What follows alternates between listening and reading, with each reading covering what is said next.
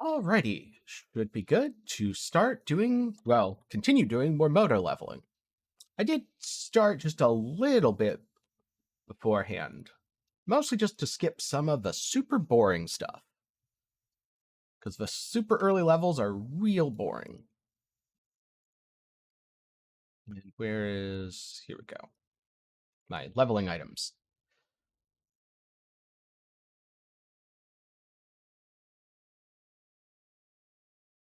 Hey, how's it going?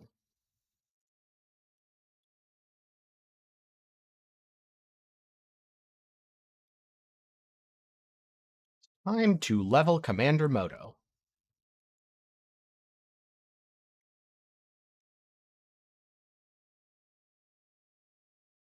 Or I guess, hopefully, Commander Moto will level himself while I just hang out with chat. Because that's the ideal when you're playing a minion build. You don't want to have to actually put in effort. You want the minions to do all the work for you while you just chill. And if it can't do that, I'll buy more gear. Doesn't really matter between Spider and Golem. I'm going generic leveling stuff. You start with Golem, so I'm probably not going to change them. But as far as I can tell, there's no real difference between Spider tanks and Golems in terms of leveling. That stuff only matters once you reach the end game.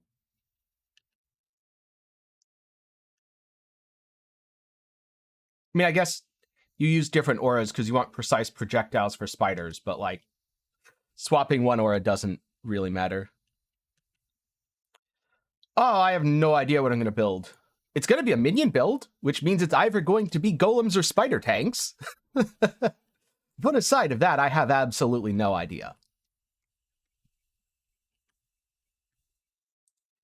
Because I'm probably going to try most major variants and go from there.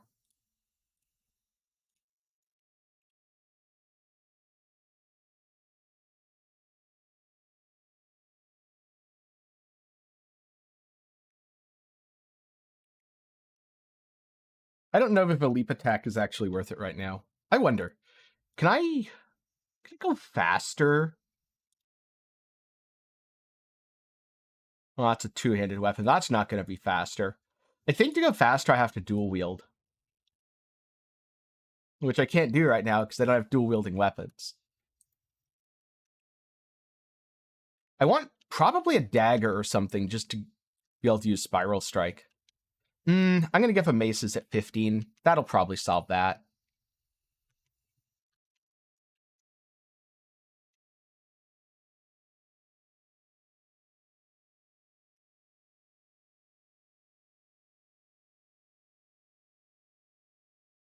I am not going to use sentries.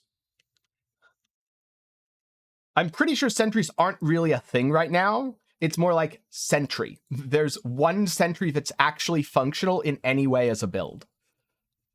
And I don't want to play it, so I'm not going to use sentries. Also, I'm pretty sure Commander Moto would be a terrible choice, because I don't think any of his hero trait stuff applies to sentries. I'm pretty sure it's minions only. Because to apply to sentries, it would have to say allies, and I'm almost 100% sure it says minions. Oh. I'm just going to go over here. Oh, I'm dead. Rip.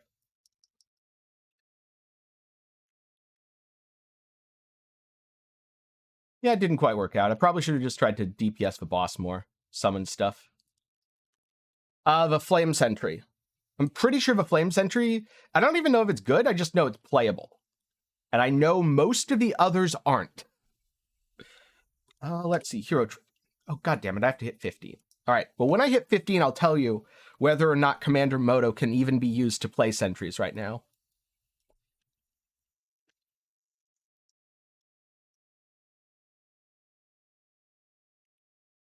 This is going to help. This is going to feel so much better. Quick mobility. Yes, go. Leap faster. 7, 8. So 2 more talent points.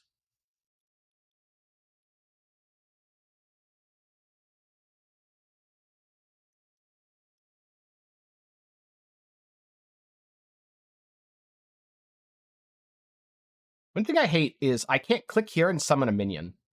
I have to click really close to my character. It's quite annoying. But one thing I don't like about minion builds in this game, the range is just weird for some reason.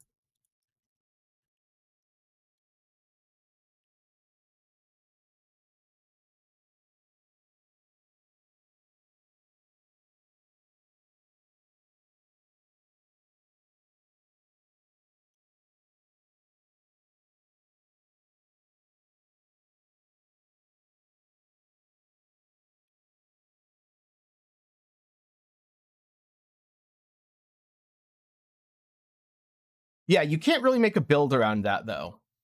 The thing about well, not all of them, but most of the sentries is a lot of them are more of defensive support skills than they are actual builds. Because I remember the only ones that do any damage at all are the cold sentry and the fire sentry. The problem with the cold one is it's almost impossible to actually practically play it. The fire one, from everything I've seen, is fine.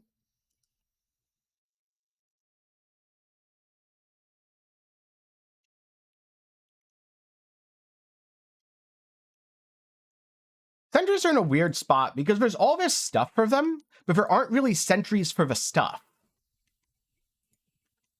Because so many of them are just about, well, you get a defensive buff or you get lucky. Which, don't get me wrong, that's cool. But why is that an archetype? Why is you get lucky a build archetype? Why is there sentry support?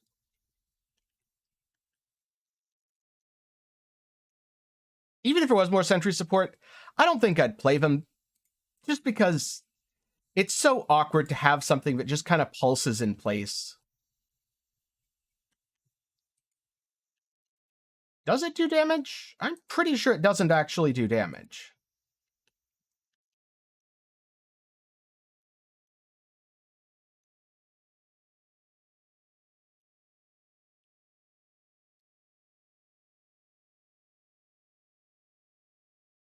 Let's see. Can I look at that? I bet I can look at that.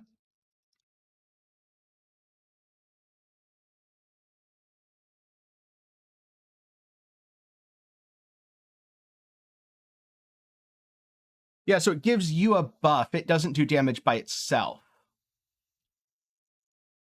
which is a little bit different. Yeah, like this, it doesn't, if you just tried to play a Thunderlight field build, it wouldn't do damage. What you'd need to do is do a lot of damage yourself, and then this makes your damage better. Whereas this, it actually has its own damage value, and it just does damage, even if you don't do any damage yourself. Then this is the armor one, I think. Is it armor? Oh no, it's just damage reduction, which is honestly better than armor. And where is Sentry on here? There we go. And then there's Ice Bond, which also does damage, but it's just weird. Ice Bond is super, super weird.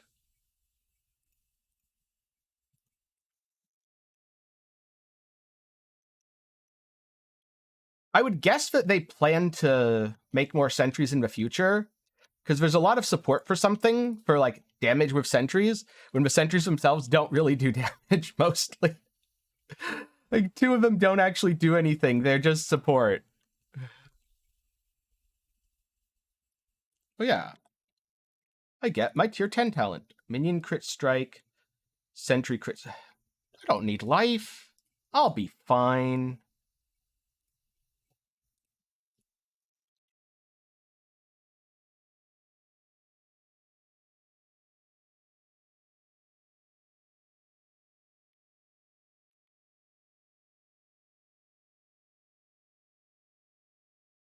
I actually thought about using the defensive one on my Carino build. I still might. That build's just in a really odd spot in terms of defensive skills. Oh, I got Machine Army. Yeah, let's put Machine Army on. Do I have Dark Gate as well? I do. Cool. I have actual skills to press. I can hit buttons. Not that hitting buttons does that much yet, but it will. And that's the important part. Hitting buttons will do stuff.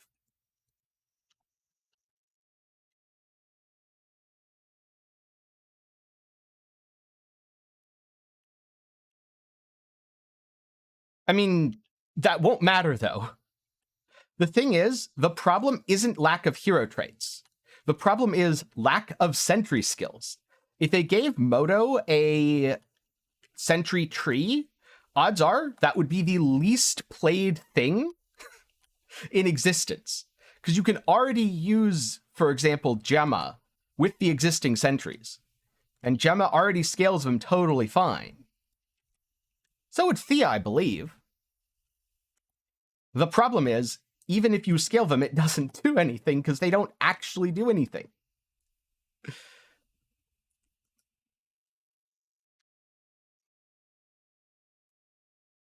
Yeah, but think about it this way. For the devs to add a hero trait, it has to be something people will pay $15 for.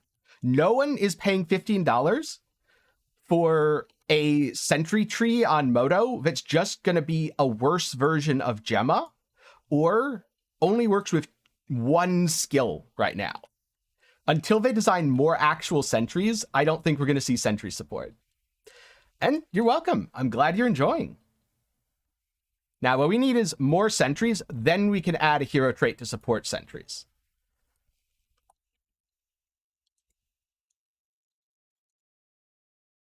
In fact, it's even kind of odd that there's only 2 minions right now.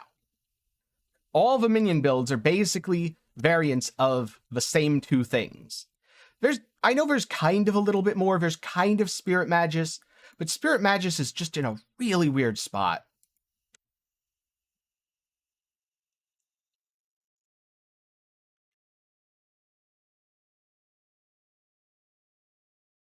Did you, thank you. Boss successfully punched.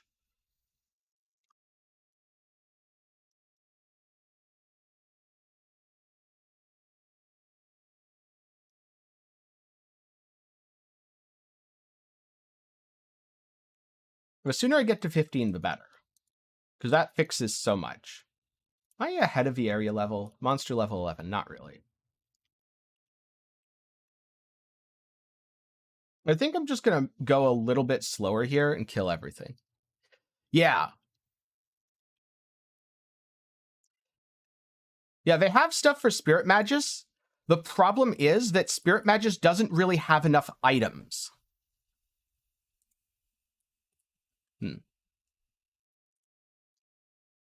So, in terms of the end game, right now there's T8 content. Quote unquote T8. And then there's adding compasses to T8. However, there's also the Path of a Brave and Uber Keegan.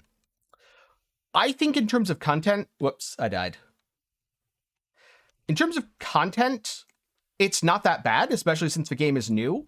The problem is, right now, it's super easy to get to the point where nothing in the game is relevant. So, like, you have 2.2 million armor.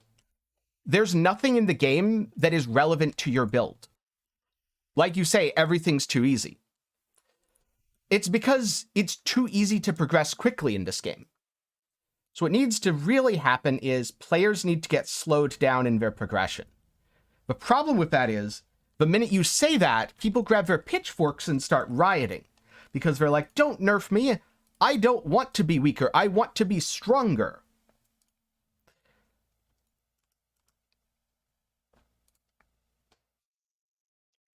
And so it's going to be a really tough one. I think the devs have their work cut out for them in terms of that.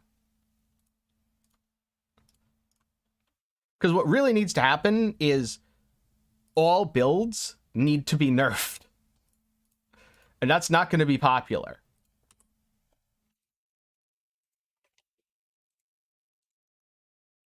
Maybe not all, but at least all good builds. Which is most builds.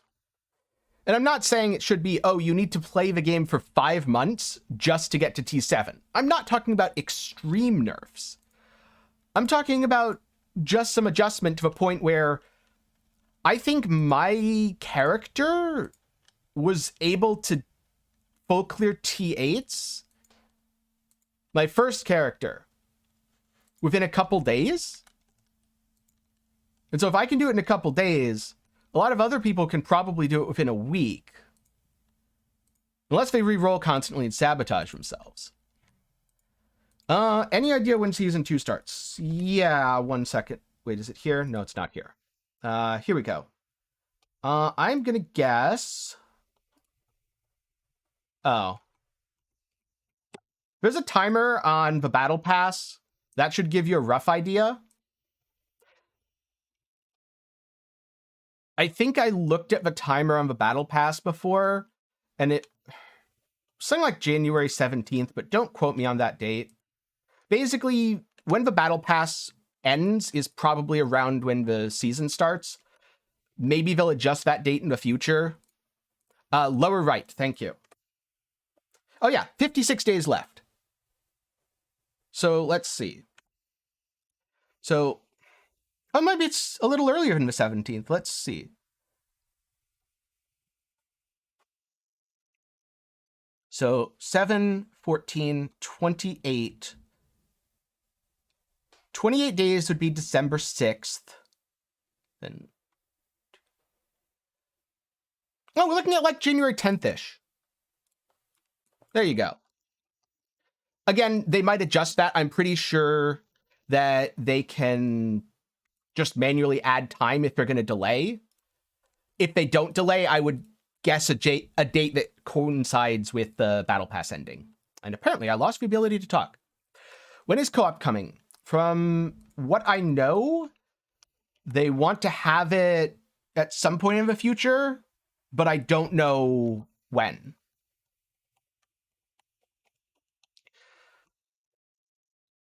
See, I don't think either Whirlwind or Flame Slash are OP. I think attacks are OP, broadly speaking. Yes, I believe in the blog post on TapTap, they did say that there's going to be a new hero with the new season.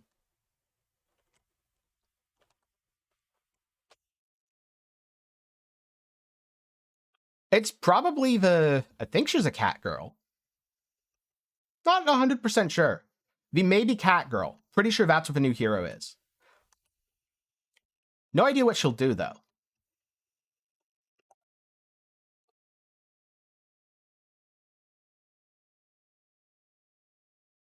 But yeah, neither Flame Slash nor Whirlwind is honestly all that strong.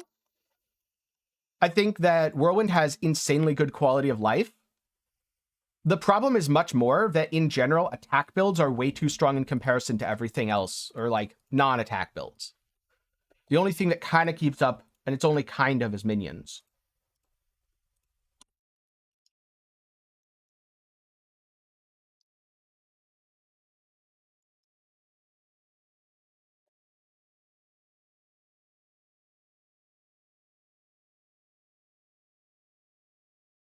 Also stacking. Stacking is really, really strong.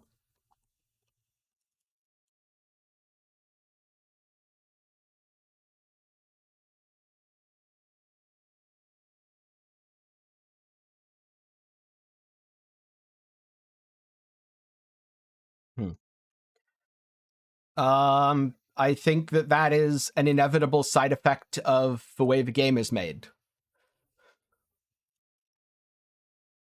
There's always going to be differences between different platforms. It kind of reminds me of the whole aim assist argument in shooters from PC versus console. Now, I don't think you should be able to animation cancel a skill with the same skill. I think that part should be addressed at some point. Aside of the animation canceling a skill with itself, it's always going to be differences.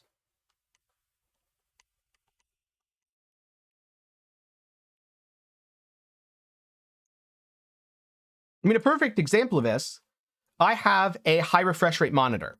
Right now, I don't have it set to super high refresh. I only have it set to 120 hertz. But I can go up to, I think it's 160 FPS. In a shooter, if I'm competing against someone who's sitting on their couch, even if they have a mouse and keyboard sitting on their couch, I have an advantage. Because their TV is going to be 60 frames a second, and my monitor is going to be 160.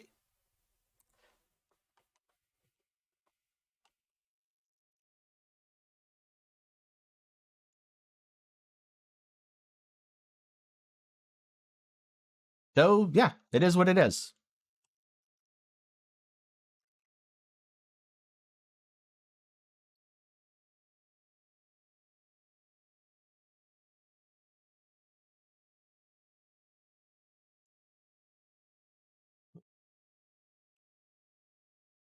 Might as well level up swiftness a bit. All right, one more level until I get a bunch of damage. And then hopefully I'll have enough damage for the rest of the campaign. Yep. I find that very often people are more upset at the concept of unfairness than they're actually disadvantaged by differences. Now, I do think that animation canceling the same skill with itself is a significant disadvantage right now in terms of speed. In fact, let me demonstrate that a little bit. Like, I've been hoppity hopping through. If I were to do something like this, you can see I'm going noticeably faster now just by hitting 2 of the same skill.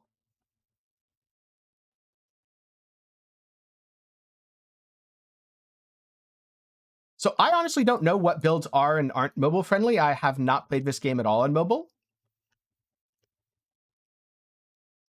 I don't really know what would or wouldn't make a build mobile friendly.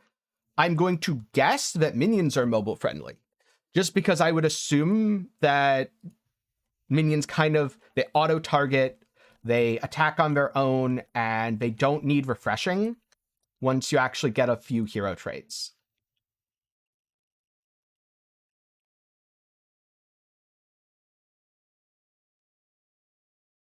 Double leap is faster but annoying.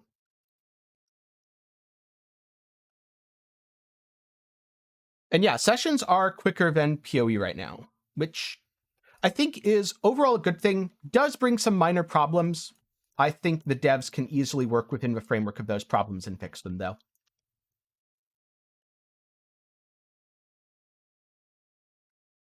I mean, Flame Slash is awful on any platform. It is so absurdly blinding.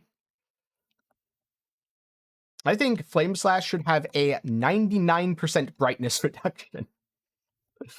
I guess on PC, at least you can turn your monitor off, or turn your monitor's brightness down to like 1%. But it's so bad. It's so bad. People ask me, why don't you play Flame Slash? Because I don't want to sit inside gaming with sunglasses. No, thank you.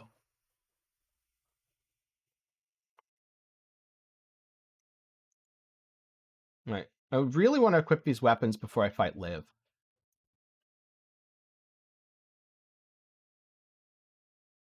Are you the EXP I need? I bet you're the EXP I need. God damn it, it's not quite. 1%. There we go. Okay, so I'm going to get Overload. Yay! Okay, Overload specifically says minions. So yeah, this would not work at all with sentries. And now, I am OP. Because I can do this. Oh, I can't quite go to 100. Oh well, I have a 5 link now. It's fine.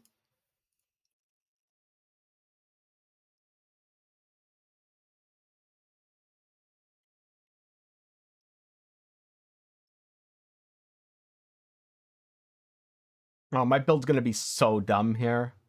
Because I also... Do I?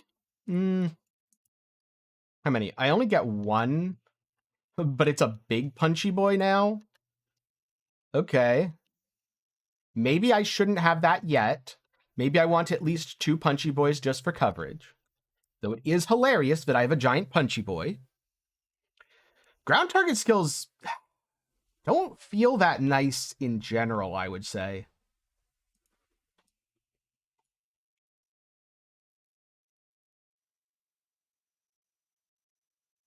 What would Moto's second trait system be like? Well, they mentioned pirate stuff, so maybe it's going to be something with guns. He is a dwarf. Dwarfs typically use guns and crossbows. So it could be something like that.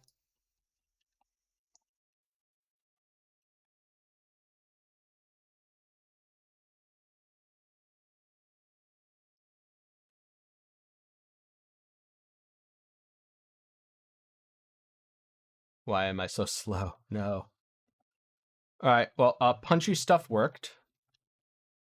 Okay, that does count as a minion skill for the purposes of this. Oh yeah, I should level up my skills. I guess gain life? So that's just life. That is shield. Yeah, I'll go here. Yeah, something like that. Cannons with huge AoE. Because right now, Carino isn't really doing all that much with cannons. He's more of pistols and stuff. So I could absolutely see a Moto Cannoneer or something. Maybe we'll get some more cannon skills too.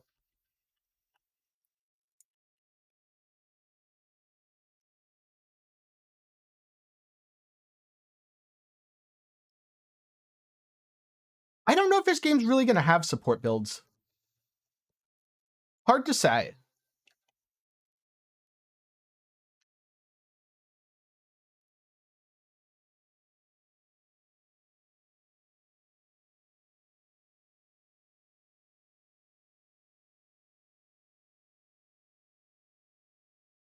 Because I think this wants to be solo first and group play second, just like how it's a trade first game. There are items that straight up you will probably never see as a drop. Instead, you get them by finding other items and trading with other players.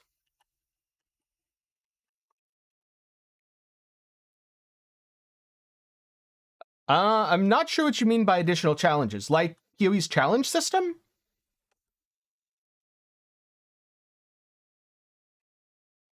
Because I think that's kind of what the season pass does. A little bit. And if they tried to do something like you must use a specific cheap unique for a build, that unique would become very expensive very quickly.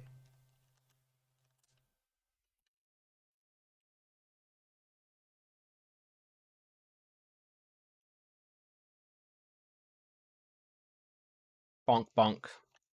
Jumping around bonking.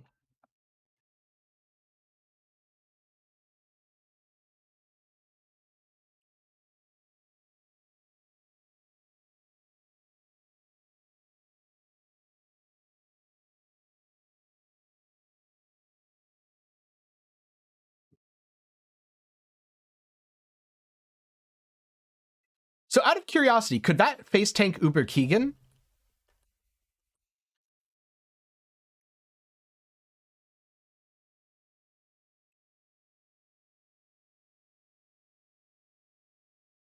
Oh, no, I don't do stuff like that. I do not see any point in lowering my enjoyment of a game by significantly restricting what I can do in the game. That would be a how to uninstall Torchlight Infinite speedrun edition.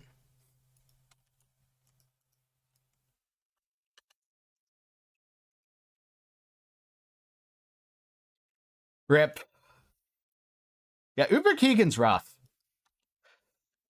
I'm not sure you can get enough defenses to face tank everything, but I was curious because I haven't yet made a super tank. I've just made normal levels of super tank, which is to say that I can face tank T8 Traveler, but not Uber Keegan. Which I think is still pretty hard to do.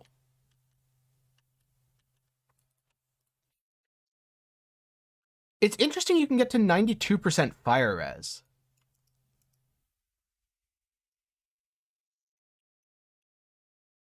I would have thought the cap would have been 90.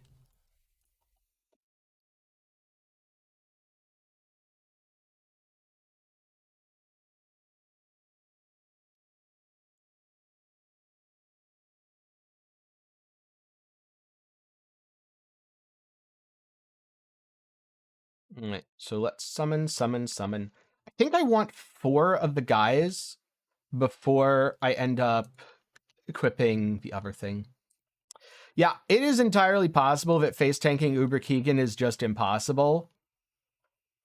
But you've got to try if you have a super tanky character. I mean, come on. Even if you can't do it, you've got to try.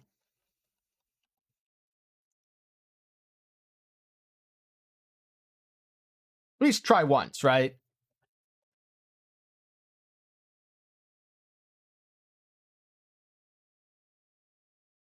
So I didn't mean I'm surprised you did it in terms of I'm surprised there are things in the game to get to 92. I meant in terms of I'm surprised the devs did not put a hard limit at 90 so that you could not go above that.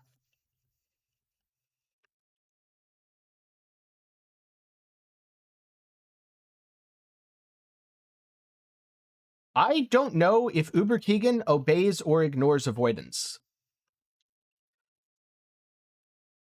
That's a good question, which I haven't tested enough to know the answer to.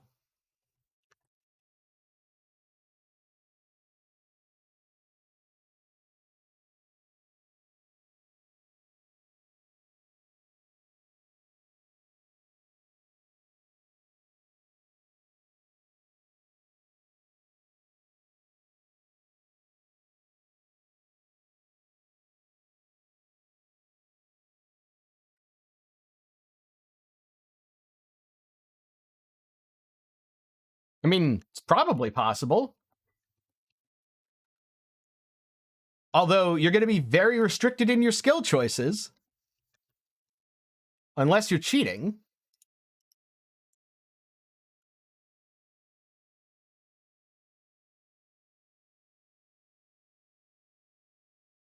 The life.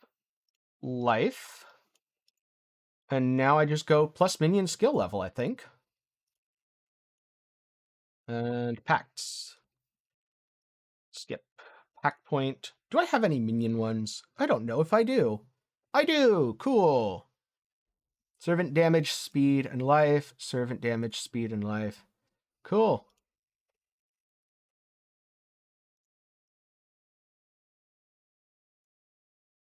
No. No. These are the nodes I don't want to change. These are the nodes I want to change. There we go.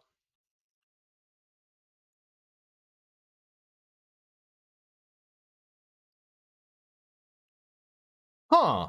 Actually, looking at the skills that Moto gets, maybe his next thing won't be cannons. Maybe it'll be slams, like Demolisher stuff. Because he does get a lot of Demolisher skills, and those don't synergize with his current hero trait at all.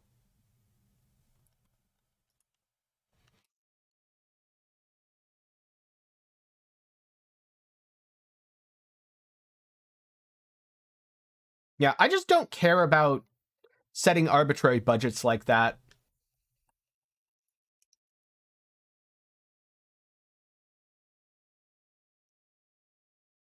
Because the other thing is, oftentimes when people say, you know, oh, my build is only 20 FE, what they really mean is they spent 20 FE on the trade house, despite wearing gear that would cost significantly more than 20 FE if you were to, in fact, buy it. But just not counting things that you find, which leads to a very problematic thing of it was 20 FE for one person and might be 100 FE for another.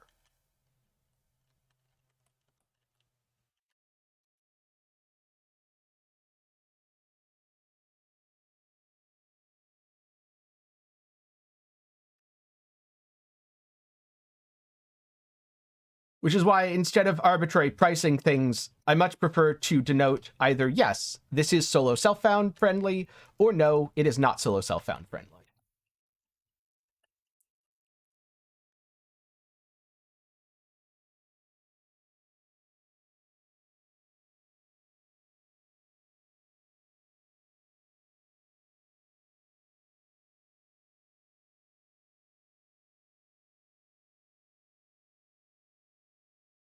Yeah, you can definitely kill Uber Keegan without getting hit at all. It just takes a bit. Oh, whoops, I'm going the wrong way.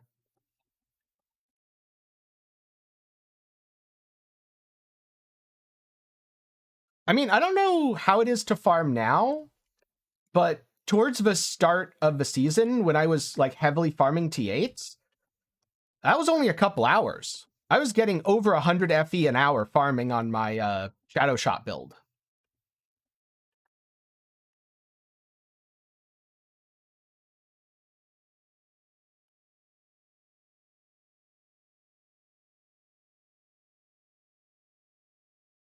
Oh no, I'm stuck.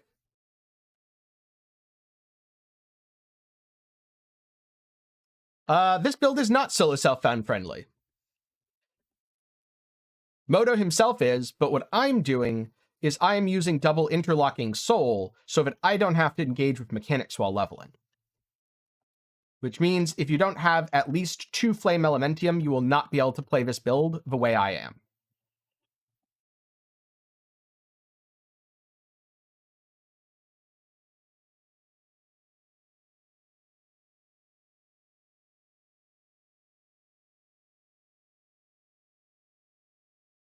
I had actually been going Ember heavy because at the time, Ember still had value.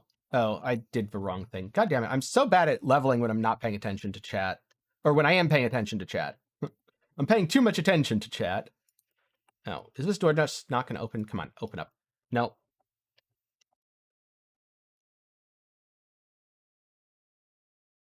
How many maps are you running within the 30 minutes? Because if you're only getting 1 or 2 drops, that makes me think you're just not running the content fast enough. Okay, there we go. That triggered the cutscene.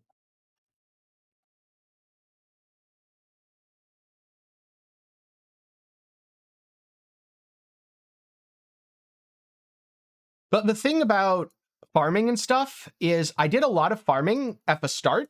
I made most of my seed money that way. And since then, I have made most of the rest of my money by crafting and flipping.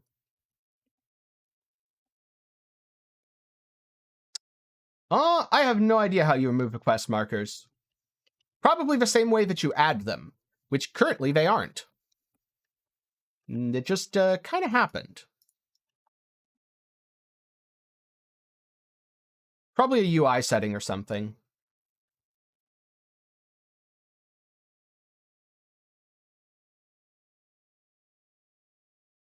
$15 to $20, assuming you're using your cards correctly and managing them, sounds like you should be getting way more.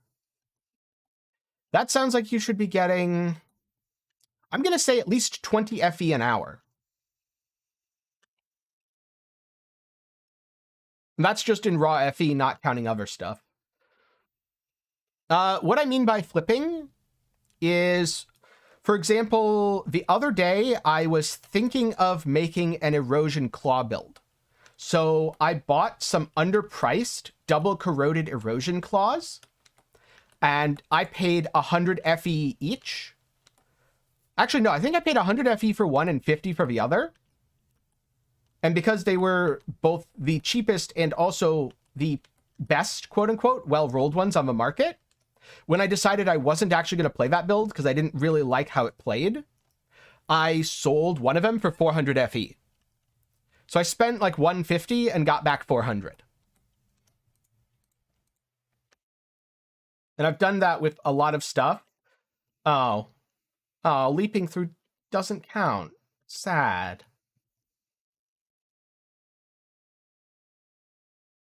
So yeah, that's what I've done a lot of.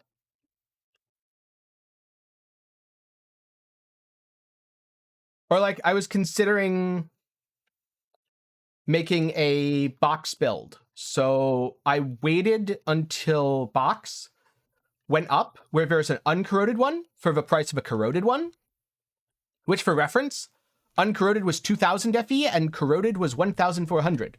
So I paid 1,400 and then I decided I'll play a box build later and sold it. So I made 600 FE off of just spending some time checking the trade house. And that is how I have made most of my money.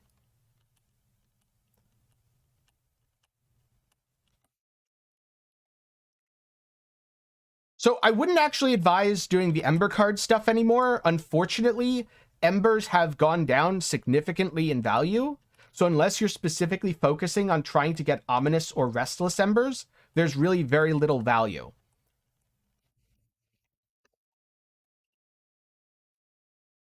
Because since I made that video, the price of Embers have dropped by like 75% for most of them, which is really sad.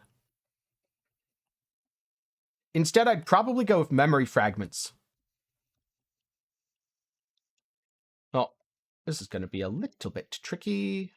There we go.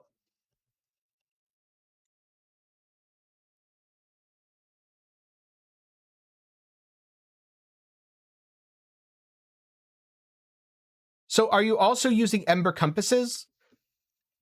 You won't really get very many of the Ominous or Restless Embers if you're not also investing in Ember Compasses.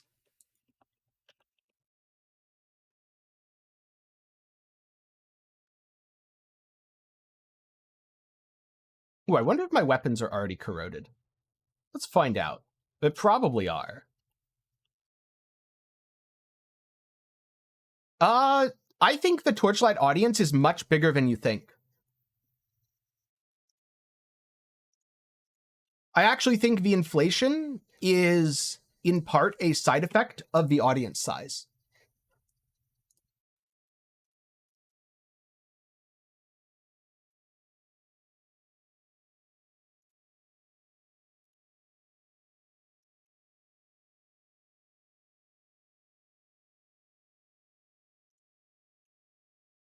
Okay. Take God of Machines next. And +1 skill level. And here, +3. And now my smashy boys. Okay, cool. I can do 4, which means I can switch Steamroll to, yeah, Mechanical Modification. There we go. Oh, and because I leveled up, does this mean? Yes, it does. I can put Quick Mobility here.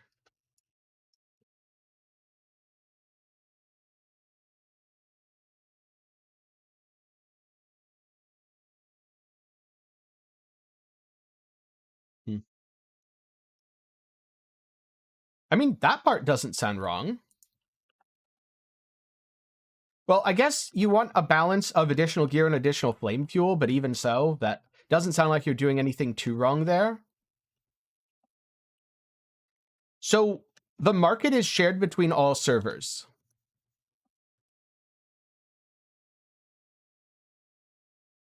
But what do you mean by the market is really poor? What about it is poor? Because I can maybe explain that depending on what it is.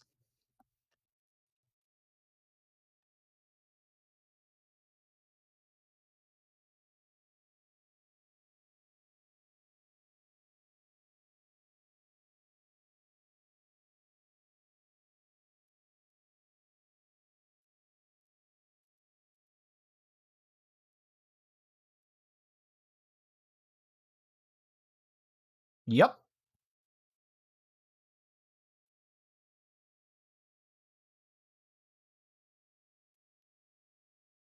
Okay, Spirit Magus, which I don't think I'm going to be using, because I don't think it really matters for me. And okay, that's just life. I don't think I need life right now. Oh, I can put another minion guy here. Summon. Do I want the slug? It's damage, speed, life. Damage, speed, life. Yeah, I'm just going to put the slug here.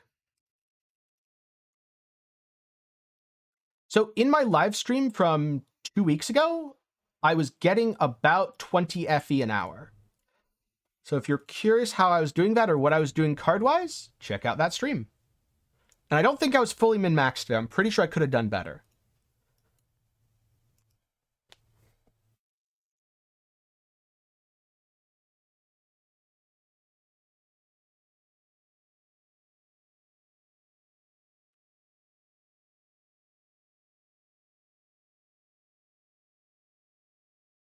Oh, I mistimed that. I think it's okay, though.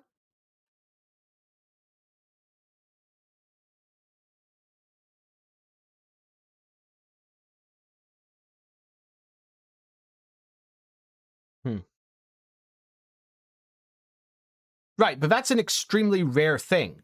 The reason there's only 4 is because it's extremely rare for something like that to exist.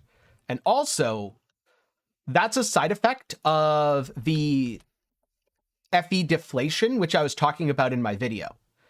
It's 16 FE because people don't have enough things to spend their FE on, so they save it for the one super expensive corroded item. Especially since it costs about 20 FE to double corrode anything, and that's how you make the best things. So you have to think about, well, if it's a 1 in 256 to hit it, that means on average, you're spending 5,000 FE to create that item. So, or transferring 5,000. You're not really spending it in that case. You're transferring 5,000 FE. So you'll want to price it accordingly. But yeah, that doesn't surprise me at all. And you might transfer even more because there's going to be a value loss whenever you're taking uncorroded bases and turning them into corroded ones.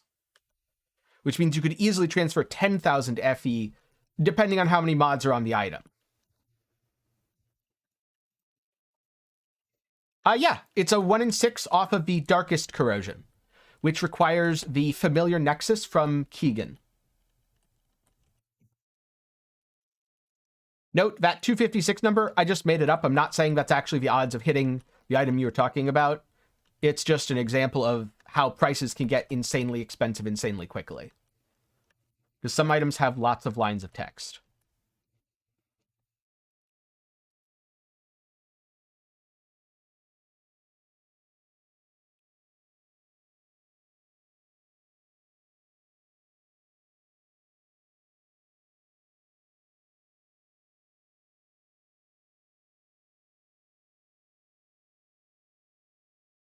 Yes. And that's part of what I was talking about when I said right now, there aren't that many builds that people are playing. And as people discover more things, some of the prices will normalize. Because if people think, okay, well, I have to play one of the following 3 things, and the following 3 things have specific items, those items will be a lot more expensive than if someone's like, oh, I play one of 10 things, and those 10 things all use different items. That's just going to happen naturally over time. But I do think the deflation in value of Flame Elementium will need to be addressed by the developers at some point. Because otherwise, every season, things are just going to get super, super inflated as time goes on. Because people farming, even if you just generate 20 FE an hour, right? So 20 FE an hour is the net generation for, let's just say, a player farming T7 and 8s. Won't be everyone, but will be some people. And let's just say that player farms 3 hours a day and plays most of the days of a season. Let's say they play 60 days in a season. That is 3,600 Flame Elementium per player. We'll also say they don't do a ton of Restless Ember crafting, but they do some, and half of their FE goes into that. That is 1,800 Flame Elementium per player. If the game has 20,000 players who play all season, that is 36 million Flame Elementium. And I'm going to tell you right now, there's way more than 20,000 players who are going to play as an average all season. Because there's something like 6,000 on Steam, and the game's user base on mobile is much, much larger.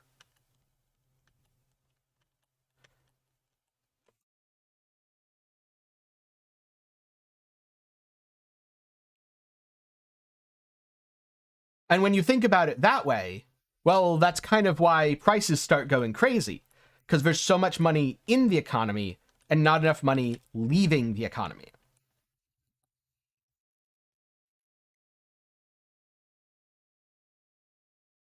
I'm not sure I'd say mobile first. I'd say it's mobile and PC, but they've definitely put a lot of effort into making it play well on PC rather than just being a mobile game.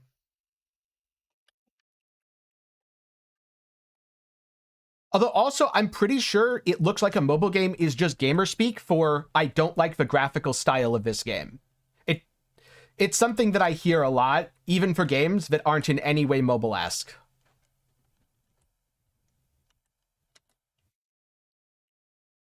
So unfortunately, unless you're really careful, crafting is going to lose you money. Crafting can be very profitable, but it can also just lose you a massive amount of money. So when you say yoga space-time, which space-time? Because there's two different versions of yoga.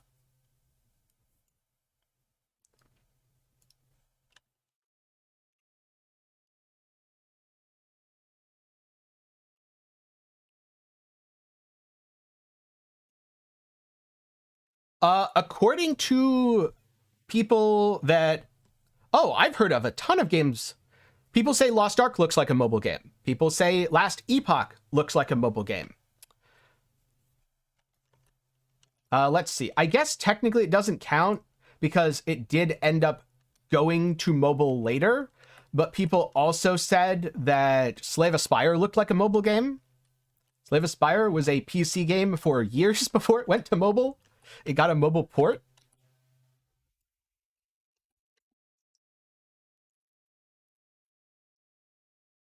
What else have people told me over the years looks like a mobile game?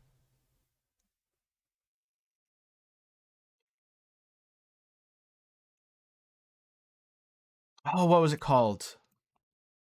Wolfson Lords of Mayhem. People said that looked like a mobile game too. It really just is every ARPG that people say look like mobile games. I'm not sure why. It's kind of weird.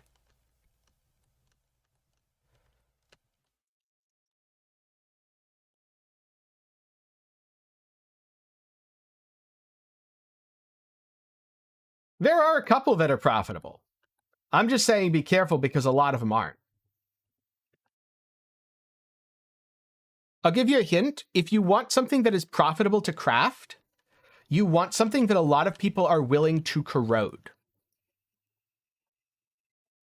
Because then the uncorroded version sells for money.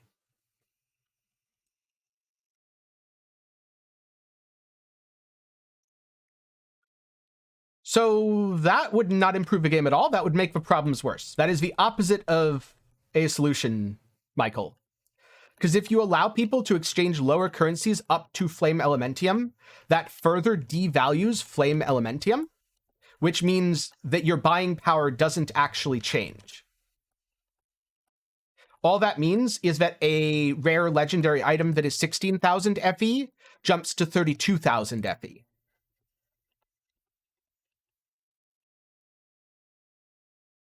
What we need is more things to take Flame Elementium out of the economy.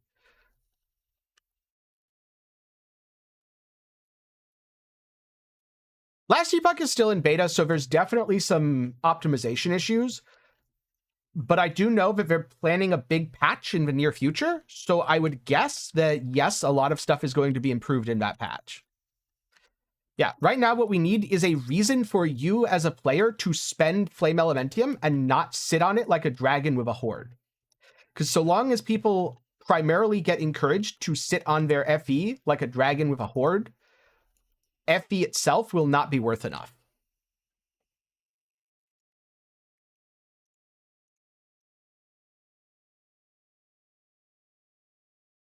So, like, let's say for some of the more common legendary items, they allowed you to craft certain Ember mods onto the legendary in addition to all of its other stats. But this cost you 20 or 30 FE per try. You'd be burning a lot of FE, and you'd be making common legendaries more valuable. That would be an example of something that would help shift away from specific items being worth everything and other things being worth nothing.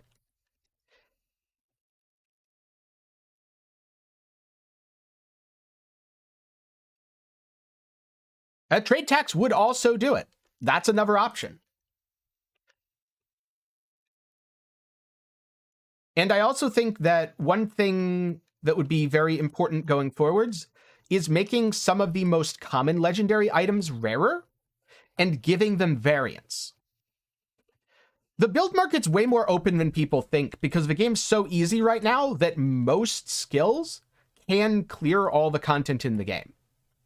People just don't want to play something that they don't know if it's good or not. And so because there's that knowledge gap, most people aren't playing most things. Though there are some cases where certain skills are just kind of bad, like Burning Shot. Burning Shot is just bad. RIP Burning Shot. I wanted to like it.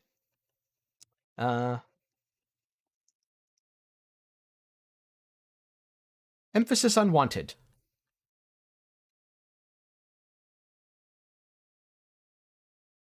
So I don't actually think reducing the T1 chance is the way to go.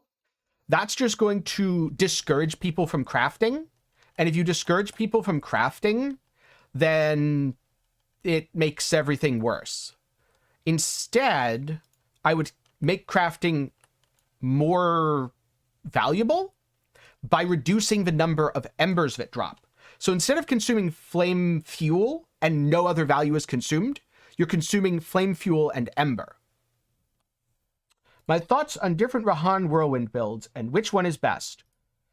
I would say the best one is life stacking because all of them do decent damage, and it is more important to be tanky than it is to have a big DPS tooltip number.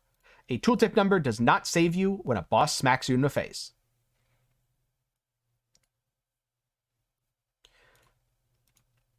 Yeah, and right now you can craft T1 mods pretty much for free, but I think that's more a symptom of there not being enough value in the crafting materials than it is a symptom in the amount of materials used to craft. And that if you say made it take 1,000 embers on average, yeah, crafting costs would go up, and a lot of people would just say, I don't want to click this enough. I'm just going to buy legendary items for all my slots, which means people use less flame fuel.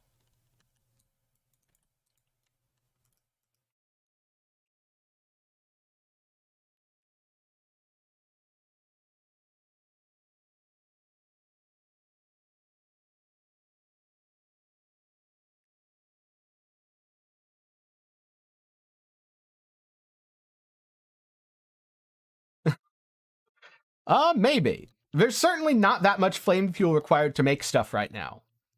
Well, it depends on the stuff. Some stuff there is, because it takes an average of 500-600 attempts if you want to get, like, Ellie res plus erosion res.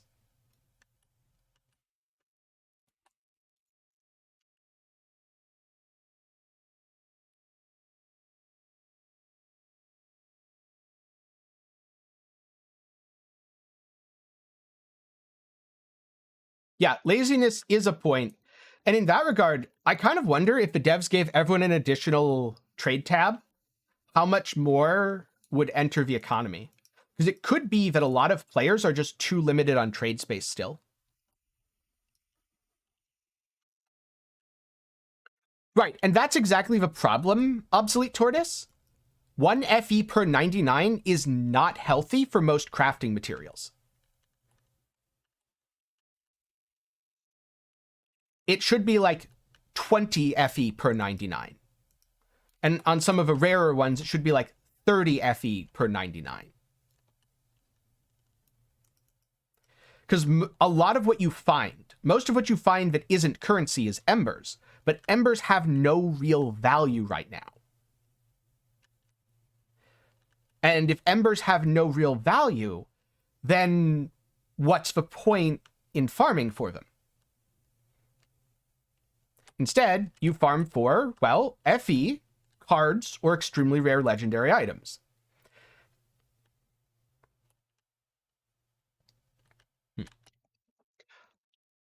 Oh, the number 10, because my name can easily be shortened to 10, and it's easy for people to remember.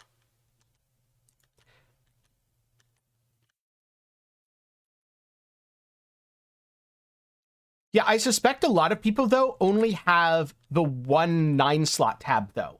Because I think a lot of people didn't buy the Battle Pass.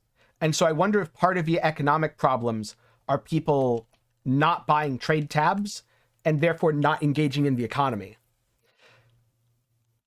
Although also, people don't seem to understand that this is a game with an economy that is built around trade. Because I hear so many complaints of, yeah, but I can't farm the rarest legendary item in the game and get this one specific item for my build in SSF. And my answer to that is, yeah, so what? Just go buy it. Especially when the item they're complaining about is 10 FE and they're making a huge deal about it. It's just so silly to me. It's like, you can make 10 FE. And if you can't make 10 FE, I don't know, get to level 90. Then you'll be able to make 10 FE.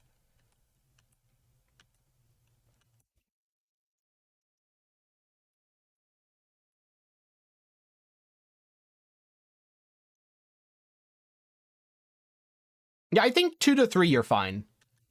Which is why I kind of wonder if 2 should be the baseline.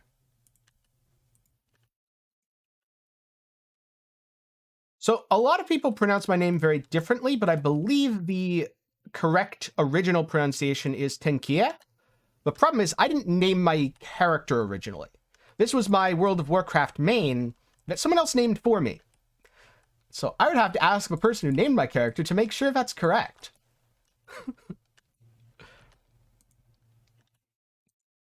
Yes, it was very mind-blowing, and that's why I made that video. I mean, here's the other question. Why make the battle pass go to level 100 plus?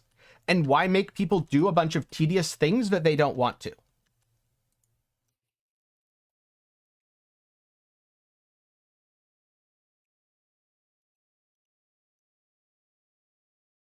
Yeah, a lot of people pronounce it that way, Michael, and that's totally fine. In terms of Imperial Might, I forget exactly which item that is, but that's the armor stacking item, I believe. And yes, it's much more expensive, at which point I'd probably do a card farming strat or something, because Wheel of Time tends to be pretty profitable, as are things like Windfall, Sanguine Moon, etc.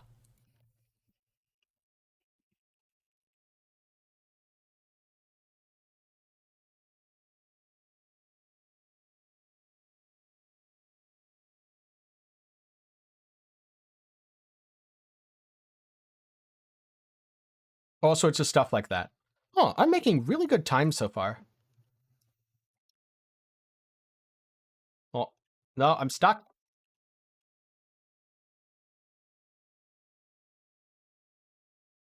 Yeah, loot boxes and battle passes are generally the norm, although I don't know how long they're going to be the norm for, at least in terms of loot boxes. I could see loot boxes getting nuked in a few years. Battle passes are here to stay. They're basically just subscriptions, but people like them more than subscriptions. Okay, so how do you make the battle pass more rewarding without making the battle pass more punishing? The goal of Moto is make a minion build because people really like minion builds. And unlike most other games where I hate how minions play, I don't hate how minions play. And so because I wasn't sure what I was going to play next, I was just like, well, everyone likes minion builds. Or a lot of people like minion builds, so make a minion build.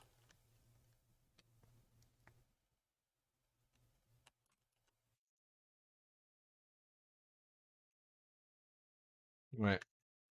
See how long Keegan takes here.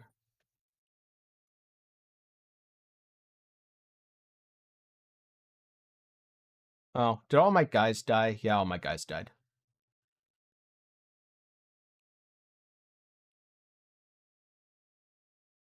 It's definitely tricky, though, because if you're doing things like levels past 60, you'll get into people feeling like they have to play, not they want to play. One very big problem with a lot of battle passes is they are burnout engines. In other words, you are playing the game not because you enjoy the gameplay, not because you're playing the game because it's fun. You are only playing to get the battle pass rewards. And over time, what that means is the game psychologically no longer becomes as fun to you because you are thinking not about, oh, I want to play this really cool build. You're thinking about, oh, but I need the next level on the battle pass.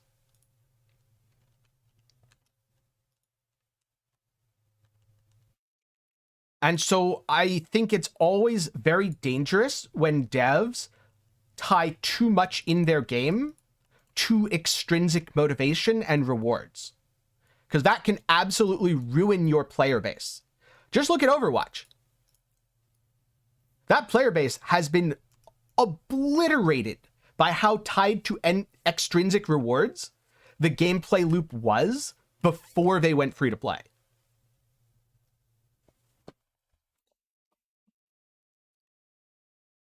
Yes, and it being easy to level is very much a good thing.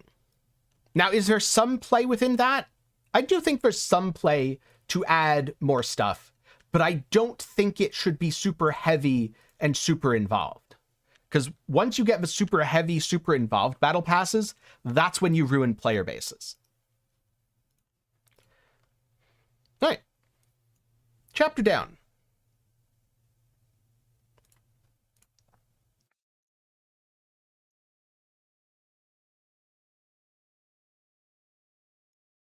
Let's see. Minion crit strike rating. Is minion crit strike what I want, or is it life? I don't care about living. Let's go damage. Damage is good, right? That said, what I think I'm going to do real quick is I'm going to pull up the options menu and turn on the music. I did see the jewel changes, and I was going to make a video about it for today, except GGG said we're going to talk about it more, and so I'm going to make that video tomorrow. But what I'm going to do here is just go AFK real quick and grab a drink. I'll be back in just a minute. And while I'm gone, I'm going to play some ads, because I need to pay my bills.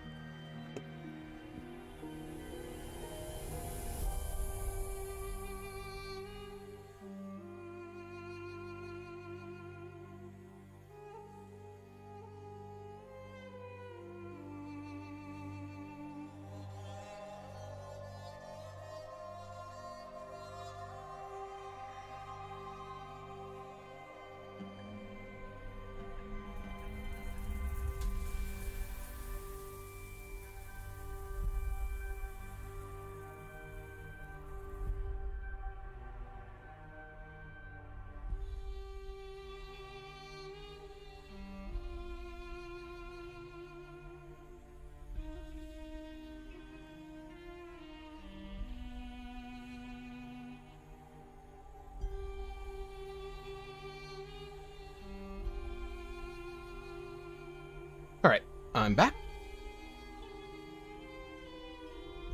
And since I'm back, I think I'm going to turn off the game music, because I kind of got tired of hearing it after all the time. So in terms of PoE being cross-platform, GGG has already talked about that. There's going to be PoE and PoE mobile. PoE will be cross-platform in that it's going to be on consoles and PC and maybe Mac. PoE mobile, though, is not going to be cross-progression with PoE.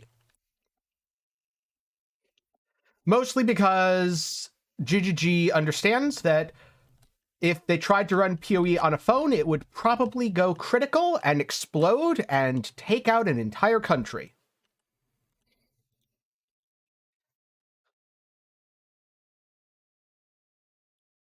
I mean, they've been making meaningful changes every league. But that's kind of the problem. The meaningful changes are to get the game into a good state for PoE 2. And so right now we're going through a lot of growing pains. It's going to be tough for the next couple of, like, I almost said seasons, god damn it. The next couple of leagues, it's going to be tough. And if you're playing and you don't want it to be rough, just wait for PoE 2. Then everything will be in place. All the systems, or at least as many of them as they could get, will be polished. The game will be very different, and it should be good. But PoE has had almost a decade of technical debt built up. I'm not sure what you mean by double chats, but no. Yeah, my last build is a Divine Shot build.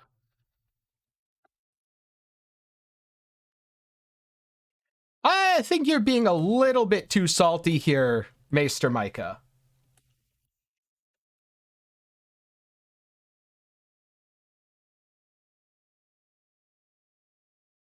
Yeah, if you're not having fun with a game, take a break from it, because otherwise you get super jaded and turn super toxic.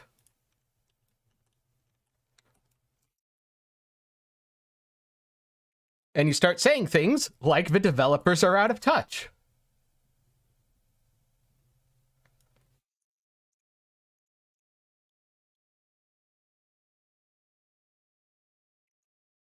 Do I want to change this? I mean, should probably add something here. Do I even have some? Oh, no, I don't. Not till 38 to 40. Oh, hero trait. Overload duration.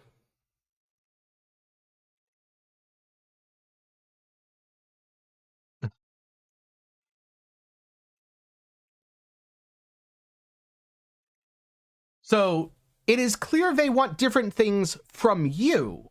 However, they don't want different things from the player base at large.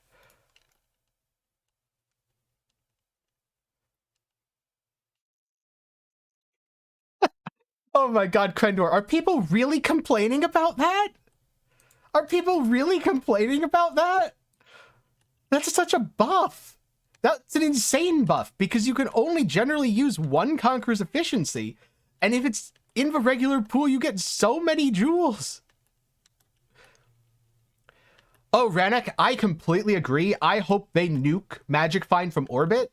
It's been a problem for a long time, and now that they've tried to fix loot, like actually properly fix loot, something that they've been doing incrementally for literal years now, there are so many issues that have come up because Magic Find exists.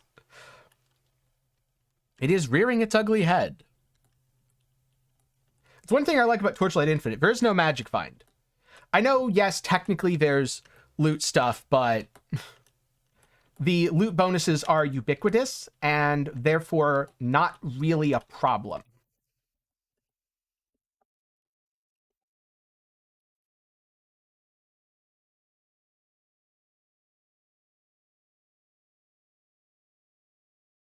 Also, in terms of the arch nemesis FOMO stuff, I find that one really weird as someone who just doesn't have any FOMO over it.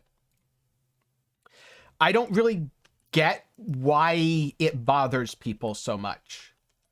I guess it's because everyone thinks they're going to win the mega gamble, even if they have zero chance of it. But yeah.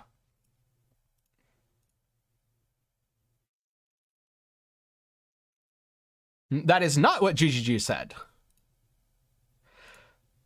What GGG said was, if a unique jewel is a quest reward and everyone gets it, then essentially it has no real value.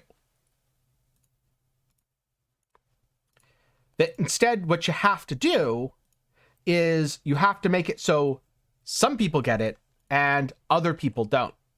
I have not played Lethal Flash yet. I was going to play Lethal Flash for my Carino build, except the shotgunning stuff didn't quite work with Ignite. And so I held off for a bit.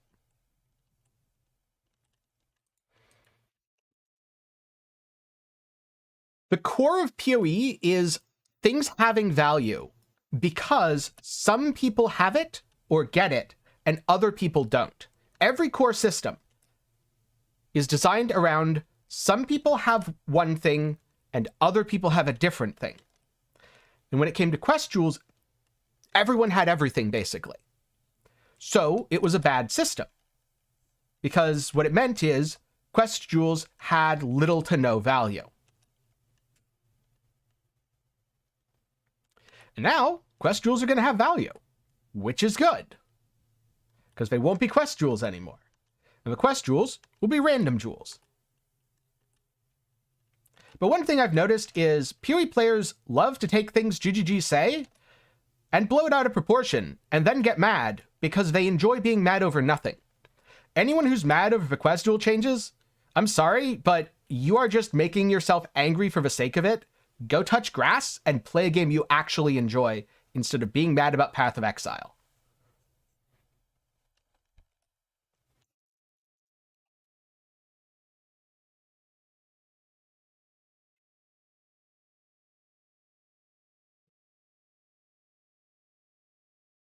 Okay, is that everything? That's pretty much everything. I think they said something in the blog post, but don't quote me on that.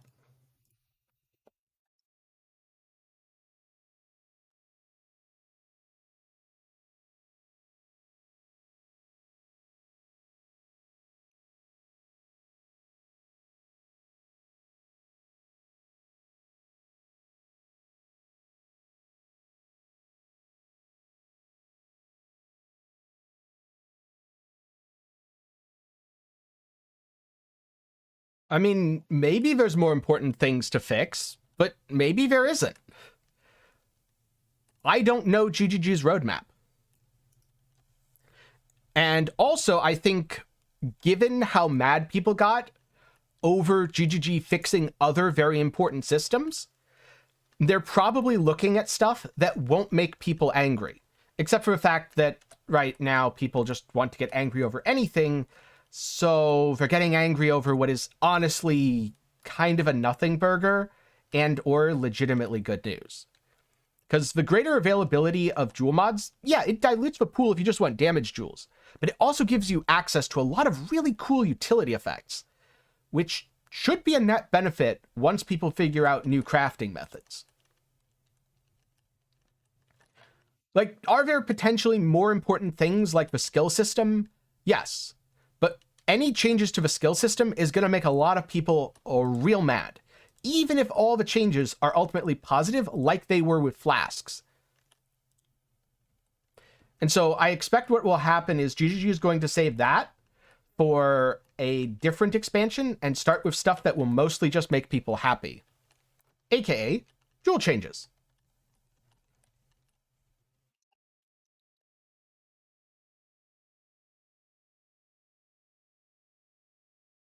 And yeah, I don't remember if they have or haven't addressed being able to buy cosmetics directly. You'd have to check the blog post for that. I do hope they let you buy cosmetics directly at some point, though. I don't... Is there a Glacial Hammer Threshold Jewel? Because it wouldn't surprise me if all the Threshold Jewels get just rolled into their skills.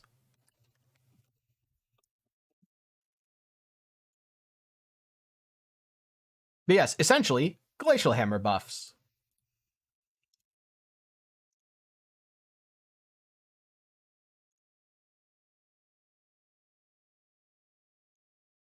Ooh, Erosion Res. I like that. All right, I think that's about everything.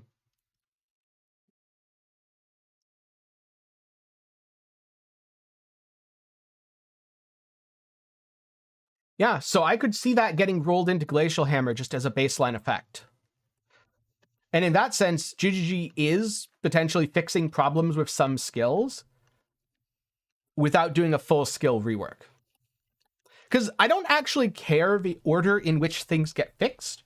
What I care about is all the important things get fixed before PoE 2. And I fully trust GGG to do it in a good order. Yeah, so it could be that Winter Burial just gets rolled into Glacial Hammer, and now Glacial Hammer always deals splash damage. Or it could be that it's going to be something like, if you have 200 strength, Glacial Hammer now deals cold-only splash damage. Or something interesting like that. Where you won't really be an attribute stacker, but you're encouraged to use certain attributes beyond your base requirements with certain skills and builds. I think that would be a really cool direction to take.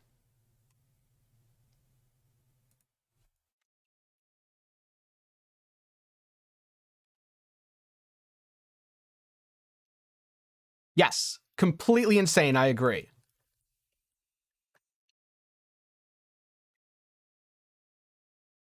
So yeah, I'm excited for the changes. I really don't think anything is going to be the end of the world. And I also totally understand if someone says, hey, I don't really like the state of PoE right now. I'm going to wait for PoE 2. Totally fine. I get it. Play other things, and who knows? Maybe as you do play other things, you'll find that you have a greater appreciation of PoE when you do go back to it. Because I find that a lot, where I look at systems in PoE that sometimes annoy me, and then I play other games and I realize, oh, that system in PoE that annoys me solves this huge problem these other games have. Like, people generally admit trading in PoE can get annoying.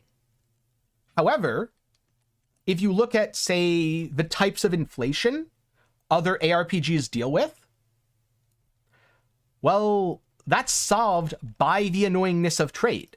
The ways in which trade is annoying are specifically to prevent the annoyingness of rampant inflation due to currency being traded back and forth and back and forth and back and forth without being consumed. That's also why PoE's crafting system is the way it is, and why you need to consume large-ish amounts of currency to craft a lot of things. Yeah, I've been having a lot of fun with Torchlight Infinite. I played a little bit of Marvel Snap.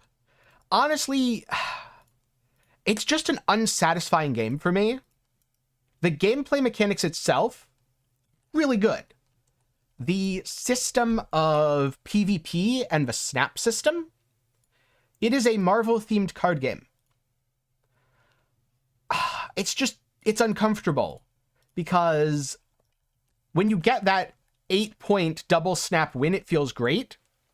And when you're in a really good spot and your opponent just resigns, it feels terrible.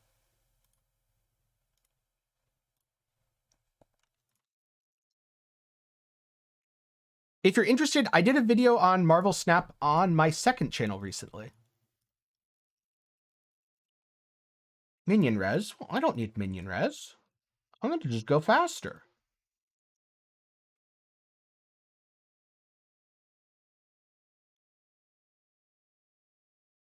Yeah, for me personally, I don't care about the Marvel universe at all. So that part didn't really draw me in. The gameplay is really good. It's just, as I said, once I got to around rank 40 in the rank grind, a lot of the wins became very unsatisfying because of the amount of people who just resign. They're like, oh, I don't think I'm going to be able to turn this around. I'ma just resign here. And it was a majority of my games. And then I also felt like, oh, well, if I don't feel really confident going into the last round, I should also resign. Because that way I lose less rank. And I don't really like that. I like when games are encouraged to play out. When you feel like, all right, well, I'm not doing that well right now, but I could turn it around if. So let's see what happens. Yeah. I'll definitely go back and play it more if they end up changing the snap system, though. The gameplay, really, really good. Oh, also, I really hope in the future they have an expanded play mode for PC so that you're not confined to the center third of your screen. I have 2 leap slams and 1 golem skill because I'm trying to go fast, and I only need 1 golem skill. Everything dies anyway. You can clear with either Moto or Whirlwind completely in solo Southbound. So I would say Rahan Whirlwind or Moto Minions. Because you'll be able to find all the upgrades you need. Maybe buy a couple of cheap items for 1 or 2 FE just to fill in like resist slots you happen to be missing.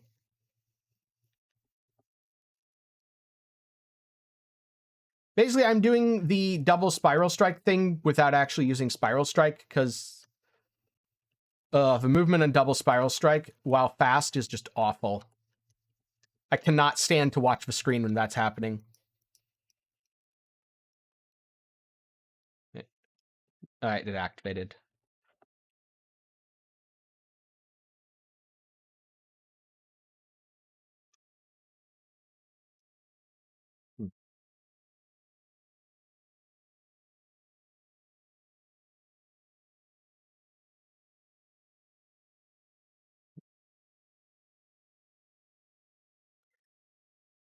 Yeah, and some of the more unpredictable stuff definitely gets people to stay longer. However, I'd really prefer it if decks could intentionally be built that way. I'm going to be honest, I don't understand why people like Undecember. I think it's just a really generic, not very good Korean ARPG. I still think that if I would rather play something like that, I'm just going to play Lost Ark. The best way to do it would be to join my Discord. Link is in the description. And then message me after you join.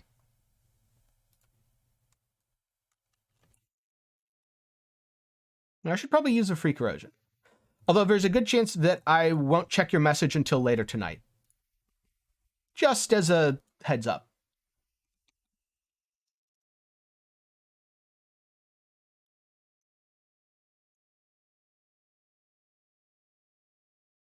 Max life. See? Always do the free corrosion. Free stuff is good.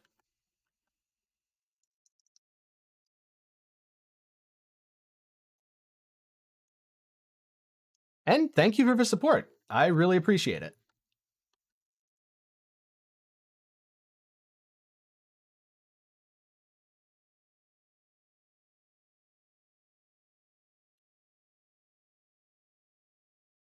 Yeah, I think I got pretty lucky in terms of finding cards.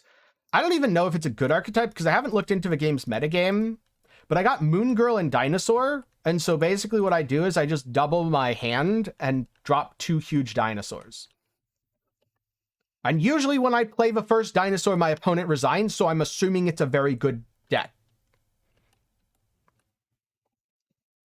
I can't help you with technical stuff. I have never had any issues opening the game. I play through Steam. I don't know in terms of... Oh, I'm stuck. Cool. I don't know in terms of mobile what any differences are. But at least on Steam, I've never had any issues. So I'm sorry, I can't really help. The best thing to do would probably be to go into the official Torchlight Infinite Discord and try to get technical support there. Maybe post the error message you get.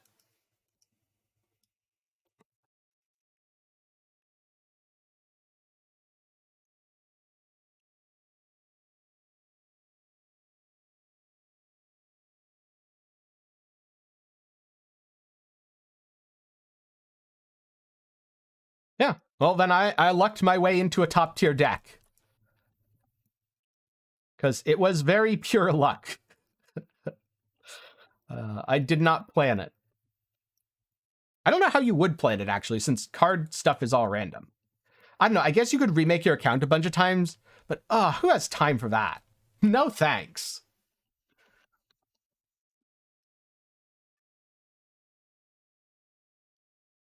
Yeah, no worries. Sorry, I can't help more.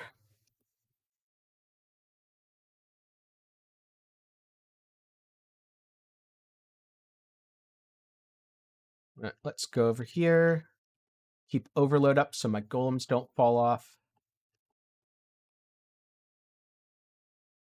Yeah, let's hit the sword here. Make the enemies die by the sword.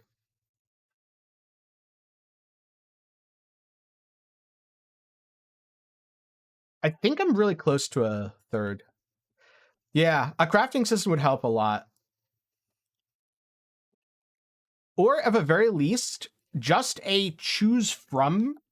Like, let's say instead of getting a random card when you complete collection stuff, you get a random selection of 3 cards. It's still a bit random, but that way, at least, you would get to kind of push towards what you want.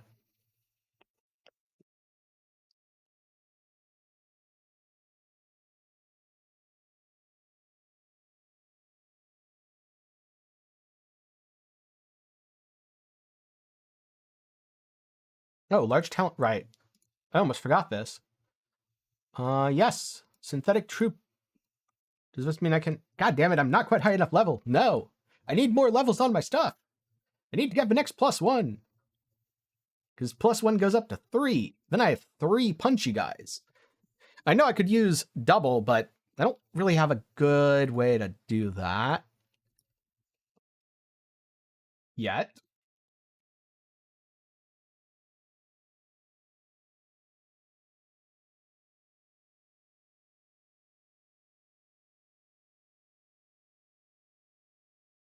Yeah. And especially if there was some sort of RNG protection to prevent it from offering you the same choices over and over again. Like, let's say if it offered you a card in the choice and you didn't choose that card, it wouldn't offer it in the next pool.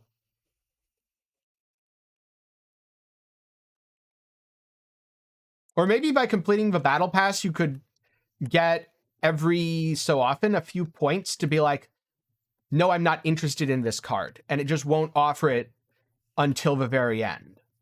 Like that, I guess people could get themselves in trouble with that, where they think they want to play one deck and then mark a really good card as not interested and then have to go back. But there's also that weird point where you just kind of have to assume some people are going to make their experience worse. And there's nothing you can do to prevent that, because anything you do to prevent it will make the experience worse for everyone else.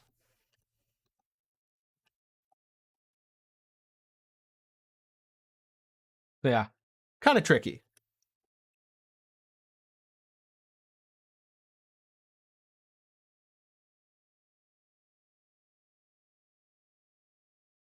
We punchy boys. Punchy boys go punch, punch, punch.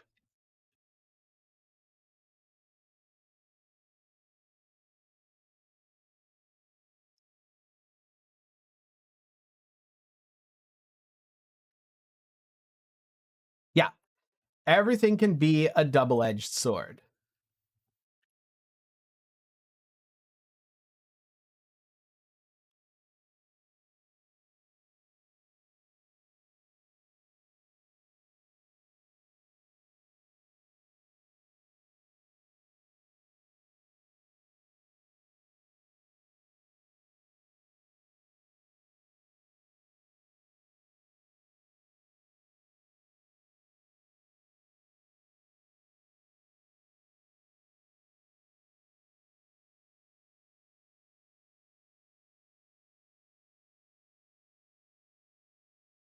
Just like how the discussion we were talking about earlier in terms of battle pass and rewards, giving people stuff for completing battle pass levels is also a double-edged sword.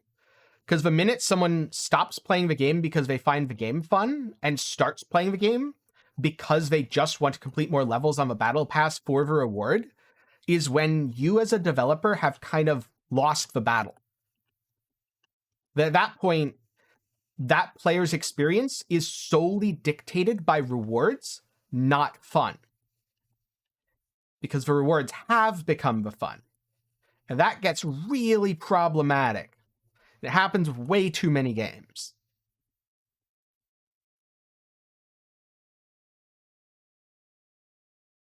Don't get me wrong, getting stuff is fun. I'm not saying you should never get stuff. I'm just saying that your primary motivation for logging into a game should always be because it's fun. And if it's not fun, then that's a problem.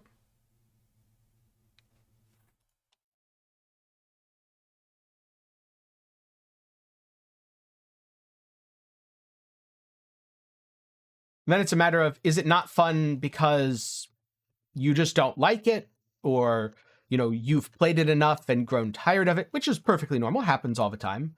Or is it not fun because the developer has motivated you to log in for reasons other than fun?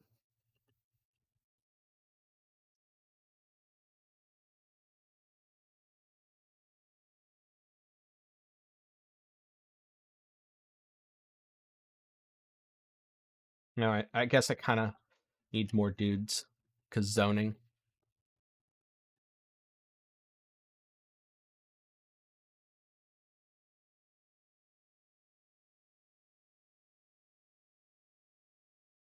Wait.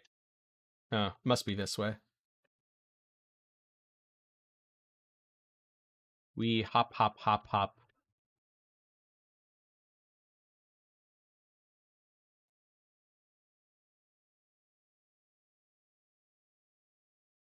I'm leveling a lot faster than I expected to. This is weird. I'm not used to this. Not used to actually leveling quickly.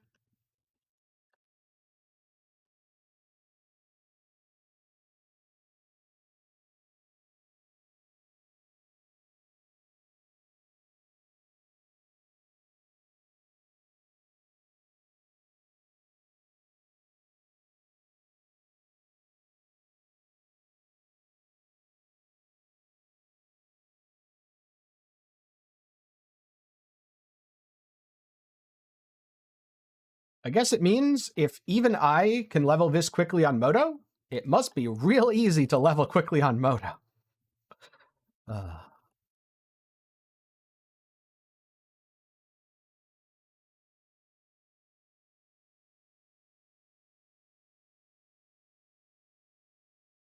Wee hoppity hop.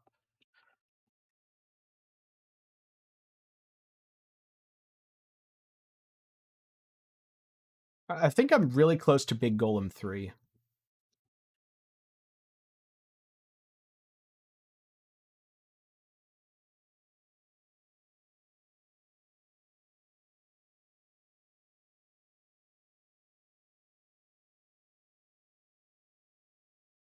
I think I go Warlock for my last talents here.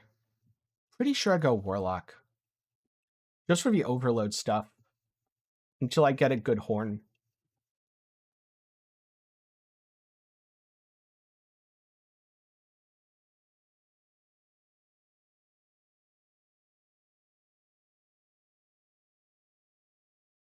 Let's see.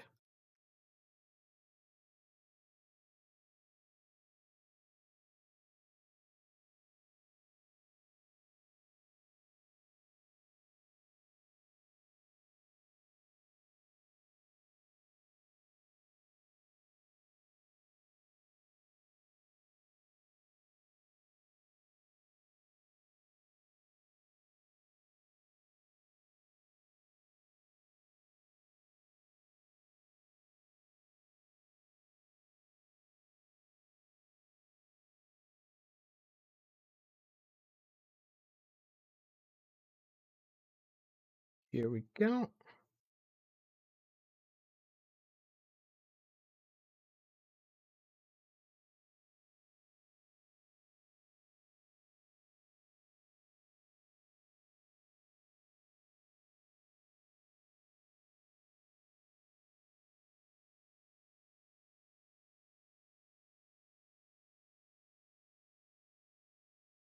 Sure, I'll join the stars. I clicked them first.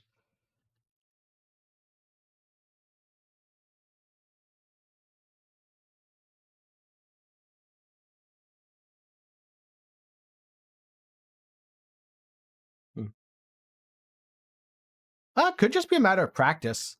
With anything, if you do it enough, you'll get better. Also, having pre-existing items definitely helps. Like, I'm sure I wouldn't be this quick if I didn't have the items that I was wearing. I think I can even get some more now. But I'd have to log over to my other character. And I think it would take more time to do that. So it's not a big deal.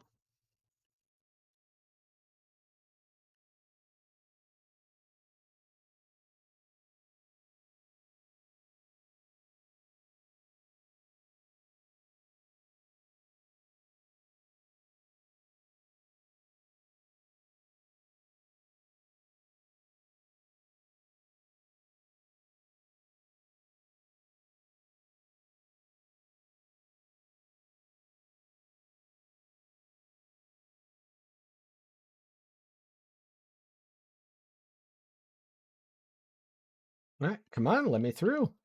See, the golem's ready to go too. They want to be let through. There we go.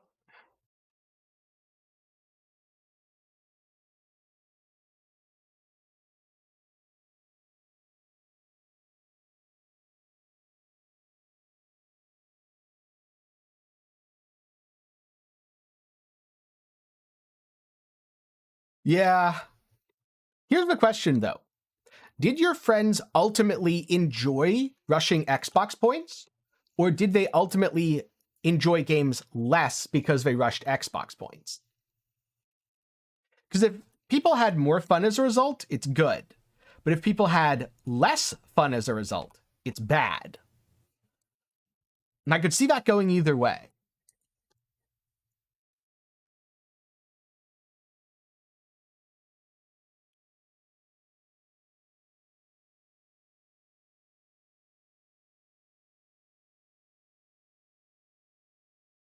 I'm stuck. Well, I'm just stuck here for now. Oh, there we go. I can move again. Let's go. Get punched. Get more punched. I think he was punched. And now we get treasure box. The treasure box. More damage added to minions' attacks, yes. More minion damage.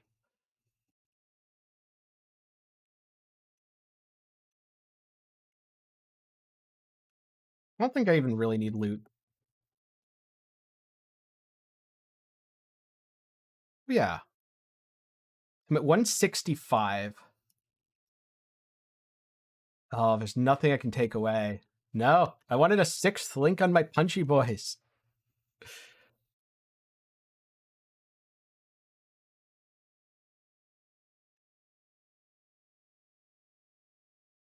Yeah.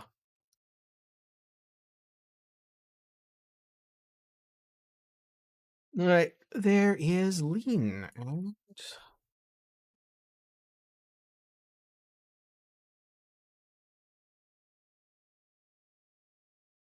additional fizz damage, I can put that on. And I don't get triggers till 42. God damn it. Oh well.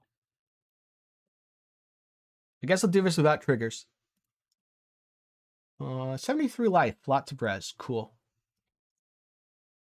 I'm really just looking for life and res right now, and I'll fix anything else later. But if it's got life and res, it's kind of my jam.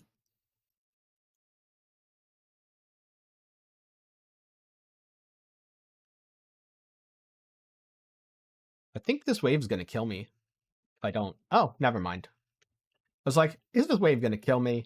Nah, not even close. That's why having res is good.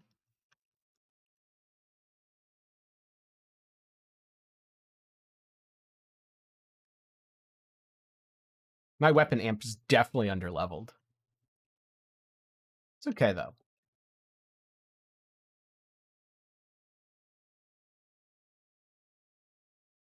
Don't do it, Krendor. Don't do it.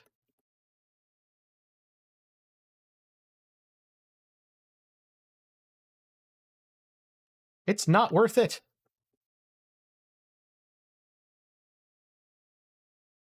I don't know. I'm sure Flame Sentry's fine.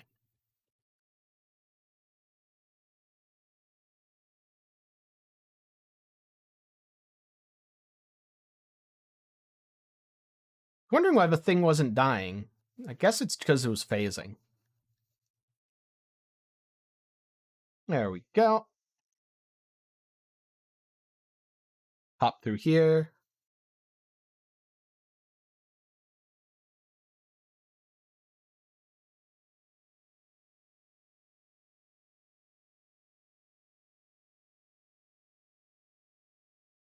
Most of the sentries don't actually do damage. They're support things. The only sentry that does damage is Flame Sentry. Oh, and I guess Frost Sentry, but Frost Sentry is just weird. I would not play a Frost Sentry build. Then the Lightning Sentry and the, I guess it's called Defense Sentry, they don't actually do damage on their own. You need other things for them to work.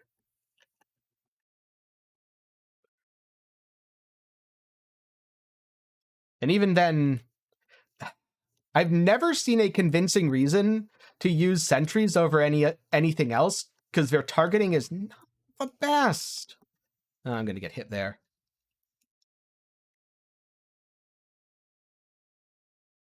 They just kind of pulse around themselves.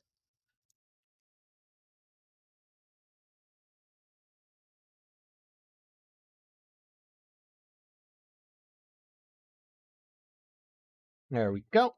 Dodge that and dodge that. Perfect.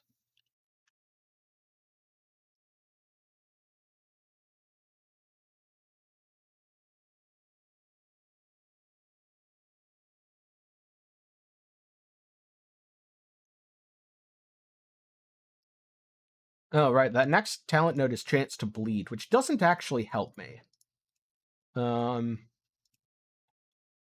Let's do this instead. Yeah, don't show for this session.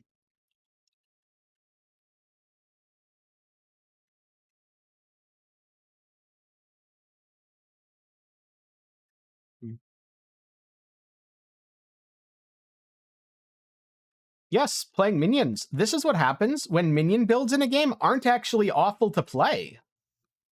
It's weird, isn't it?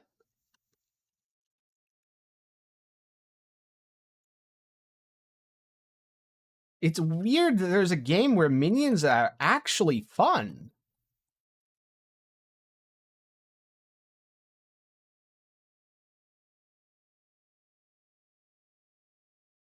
I don't know, we'll see. I could end up getting bored by level 90.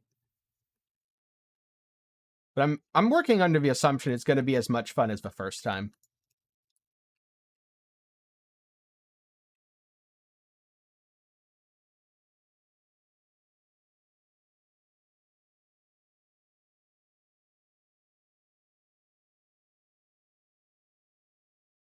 I mean, PoE also had Convocation, but that doesn't make PoE minions fun. Imagine super aggressive minions by default.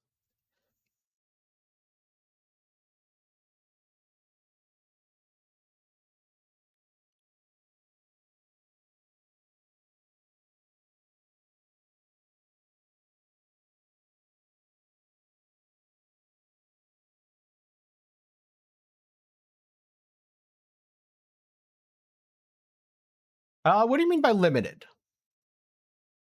Do you mean there's only 2 builds? Because there's either 2 builds or 4 builds, depending on how it ends up being calculated. But yes, there aren't very many minion builds right now.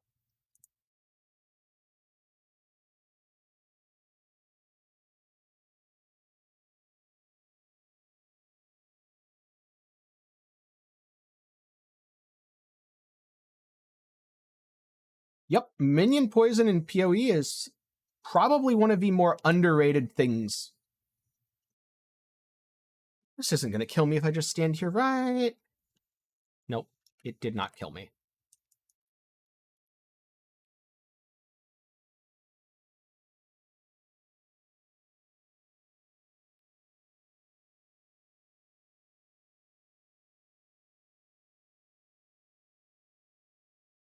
Well, I'm not sure I'd break the definition down that way, because I'm pretty sure the ranged boys and spirit mages scale off the same things, so you always use them together. So it's really more, there's Machine Lord and whatchamacallit, the rings, and then a couple of other variants, maybe potentially kind of sort of.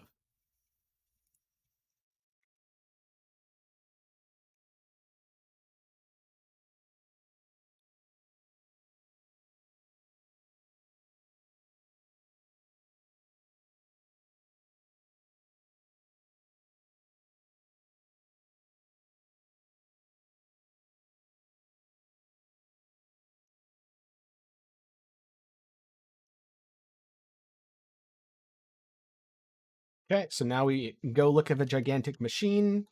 We are awestruck, and then we go over here. Hey, how's it going?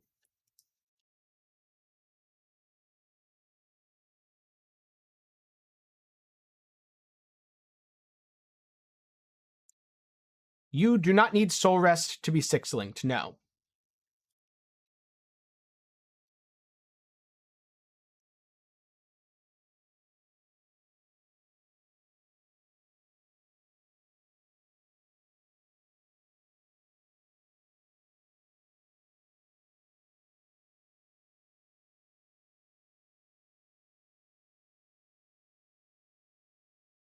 Okay, so that's a trigger skill, but not the trigger skill that I want. I need to level up one more time to get the trigger skill that I want. Yes, yes. Gear empowerment, something, something, items.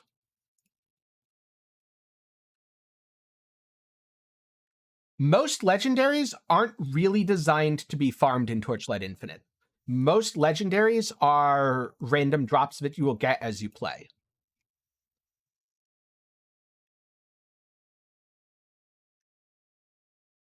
The legendaries that can be farmed have memory fragments and or are boss drops. So like if you want a legendary item, such as Tide of Sticks that drops off of Keegan, you farm it by fighting Keegan a lot of times. If you want something like a Fiend Crown, you run I think it's Voidlands, where the memory fragment drops for Fiend Crown on space-time turbulence.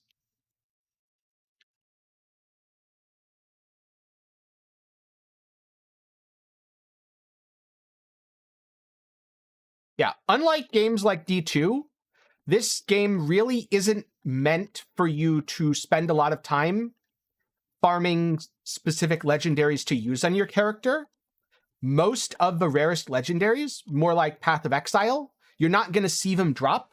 Instead, you're going to buy them from another player, and you're going to get a good amount of that money by getting a different legendary as a drop. Yeah, you will only consistently find the low-level ones. Or at the very least, only consistently find the more common ones. Because this is a game with thousands and thousands and thousands of players, and if everyone got everything as drops, nothing would have any value. And as a game built around an economy, that would be bad.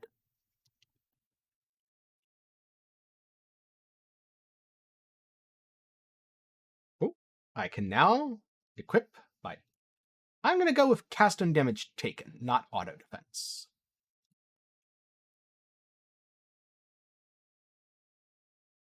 Oh, I can even do this. Yes. Control cast on damage taken, stone skin, activate. Probably should be severe injury, but whatever. And do I want to go multi-strike? Maybe.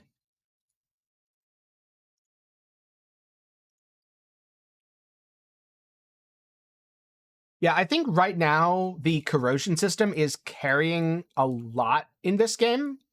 So I'm a little bit worried going into season 2 that there might be some issues. We'll have to see, but I'm a little bit worried about that.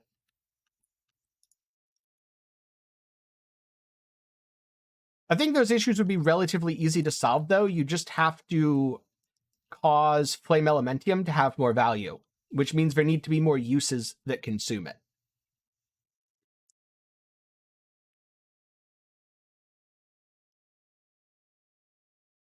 I can show a perfect example of this in just a second.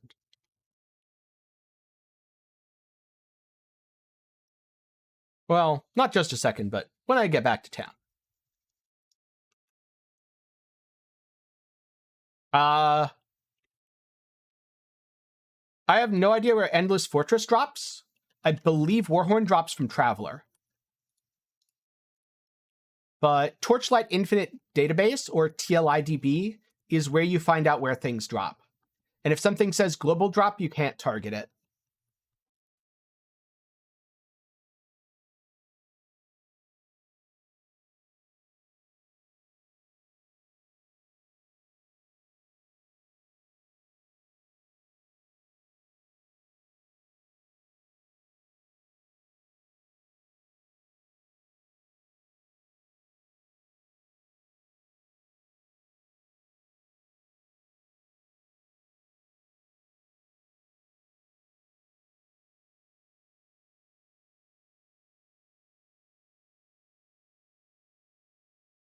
Yes, but if there's less of it, and if it is carrying a significant amount of the economy right now, people probably aren't going to be corroding almost every crafted item they make, which means there's going to be even less reason to consume Flame Elementium, because you're going to make a crafted item, and then you're just going to wear it. You're not going to make 6 crafted items. So I think it's in a really odd spot. Ooh, minus 100 FPS. Nice.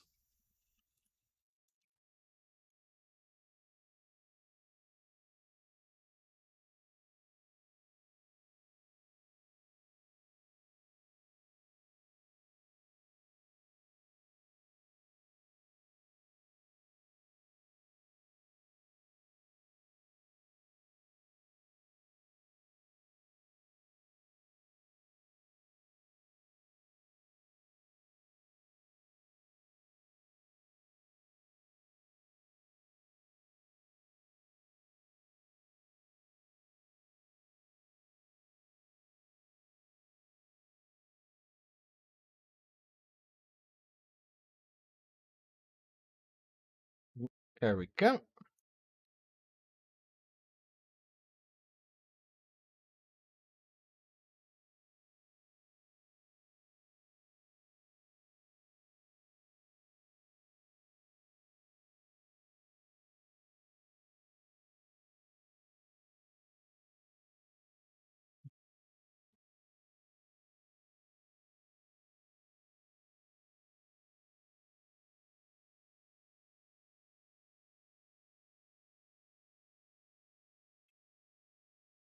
So the problem right now with the economy is that this exists, where I have no reason to destroy these flame elementium. My reason to do that would be crafting, but it is better for me in most cases to trade these to another player, which doesn't destroy them, than to use them all for crafting stuff.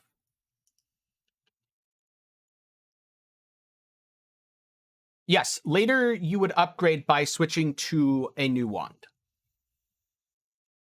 because it gets more expensive to craft the more mods an item has.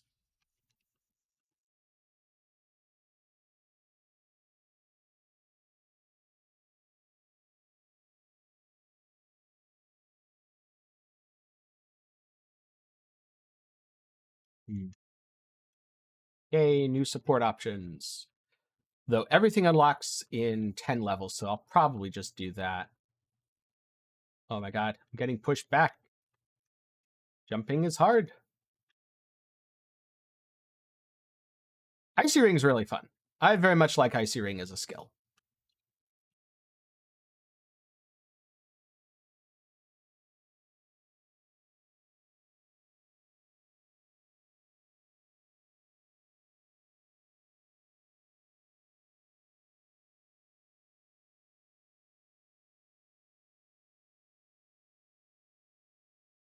Usually you do need weapons for an attack build, yeah.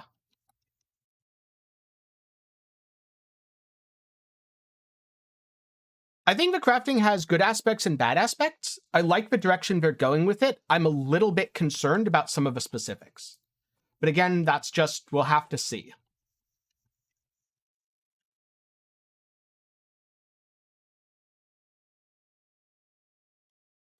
That's funny.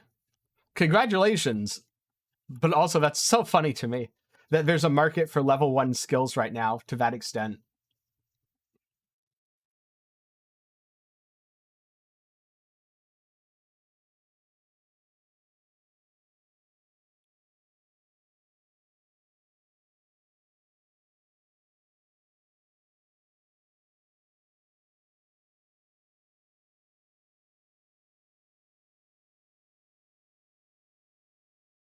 We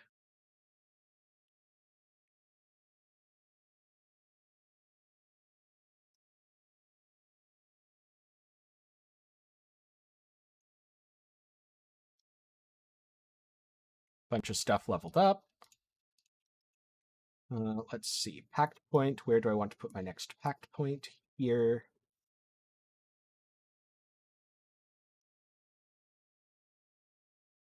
Go Warlock for now.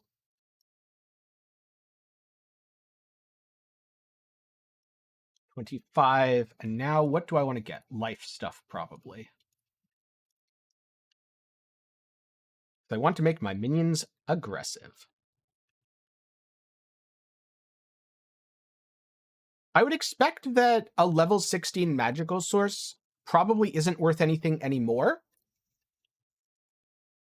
because of the existence of precise magical source. But maybe at one point it was.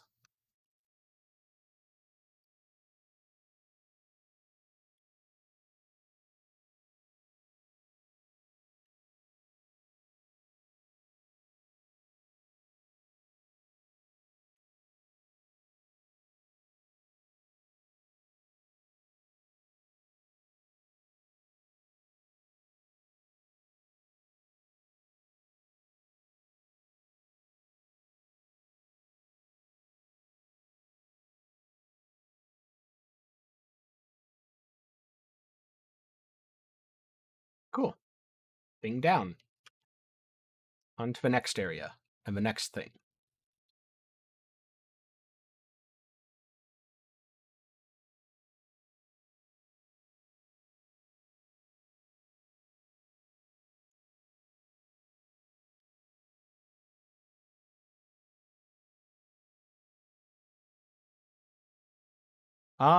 What damage type is killing you? Also, how much life do you have?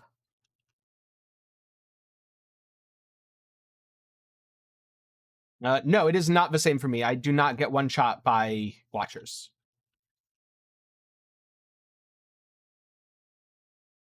But I made sure to have defenses against physical damage and enough life that the mechanics I'm going to let hit me aren't going to one-shot me.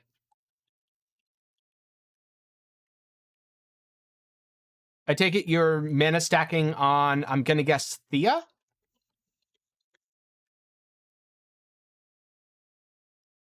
I guess Thea would be the best for that. Frostbitten Heart also works pretty well.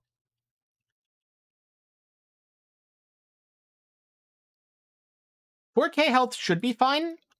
I'm going to guess it's a matter of fizz mitigation then. Or getting hit by things that you shouldn't be hit by, which is also possible. Like the Glacial Watcher's Tail Slam, if that hits you, it's very likely to kill you. But it's also very easy to avoid.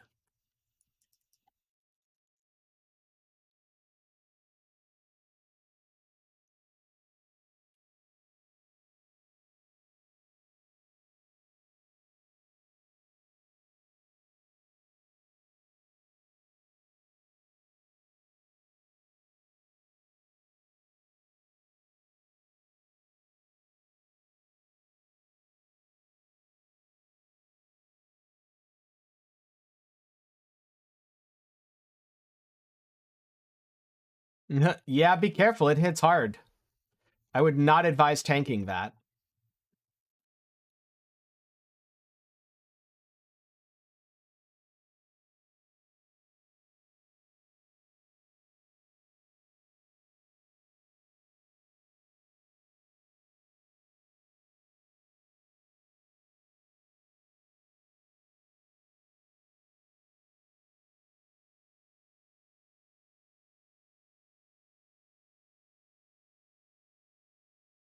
Yeah, no worries. Hopefully this helps.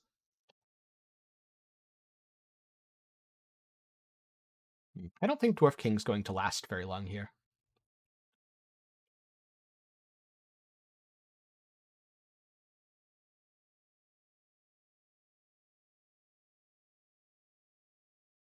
The reason that Goblin dude hits so hard is a lot of his damage is actually physical. It's physical and lightning, and a lot of builds don't actually have proper fizz mitigation. If you have proper fizz mitigation, he's not too bad. The Lightning Watcher versus the Traveler, really, again, it depends on your defenses. I can see that, but also I can see the opposite, where you can tank one. You can tank Lightning Watcher that cannot tank Traveler. Because Traveler has less fizz damage, more erosion damage. Hey, going pretty good. How are you? I'm just going to jump through here and hope I don't die.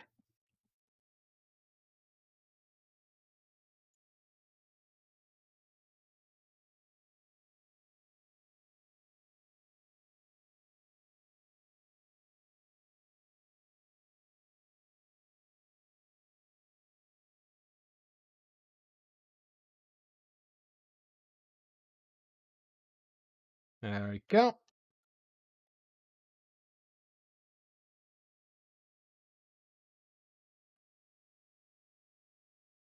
Unless you have 80% max lightning res, in which case it's much easier, because you can just let things hit you for the most part.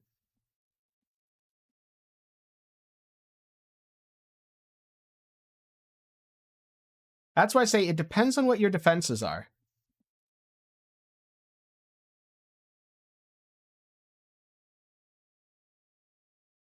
Traveler is just a really clean fight. It's very, very well done.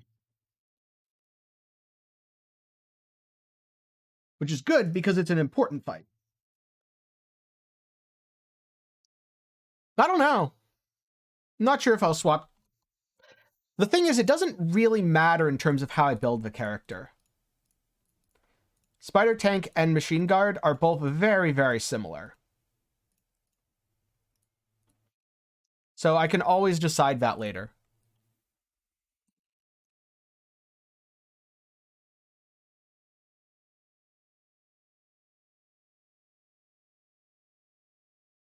Minion damage.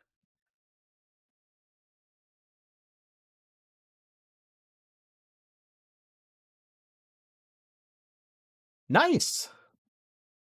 That build was a ton of fun. Insanely good at clearing.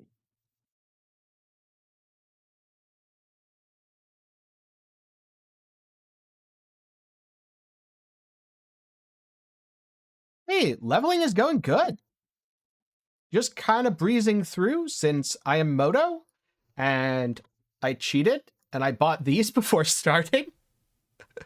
And so yeah, I'm leveling on easy mode. I could be using Spiral Strike. It'd probably be faster, but this is fast enough.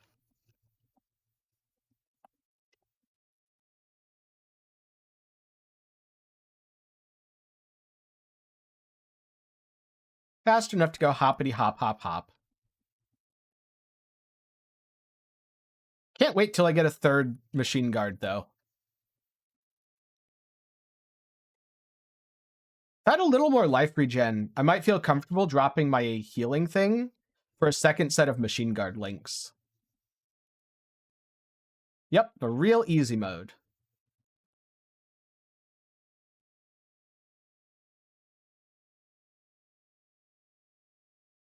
Yeah.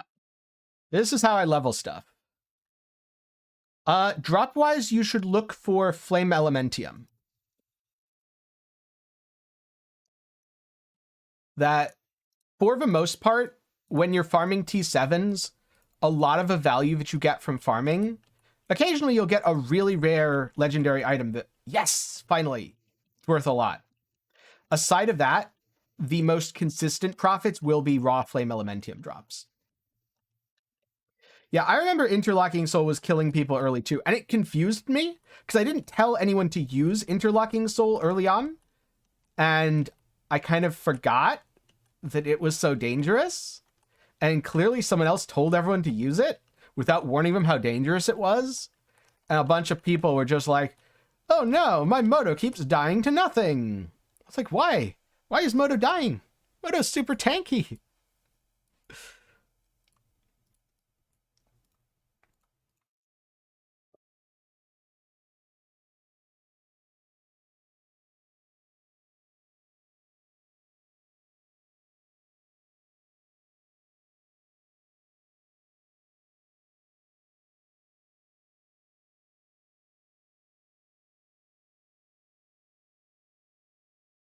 Yeah, 4FE is enough to really kickstart your build. Yay, minions get bigger. Zoom time.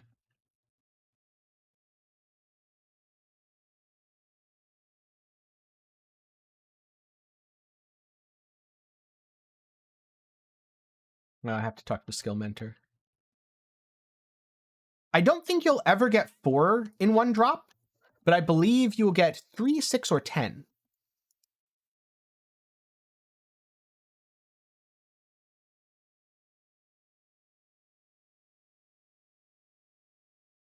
Yeah, gaining life is good. That's a way to do it.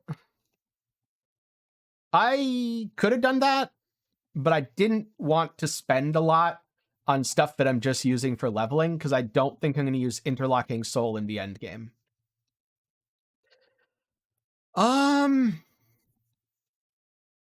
You're stacking, right? So something like Falling Leaves from Ronin? For the less weapon damage, which won't affect you, but more attack damage, but will? I think that's just kind of one of the generic best things to go on any stacking build. I don't think I'm very fast at leveling, to be honest. I'm pretty sure the gear is carrying me hard. Oh, hey, we found them for 2 FE each. Not bad. It's pretty good. Yeah, Moto's been enjoyable so far. Oh, you're not stacking. Okay, never mind that then.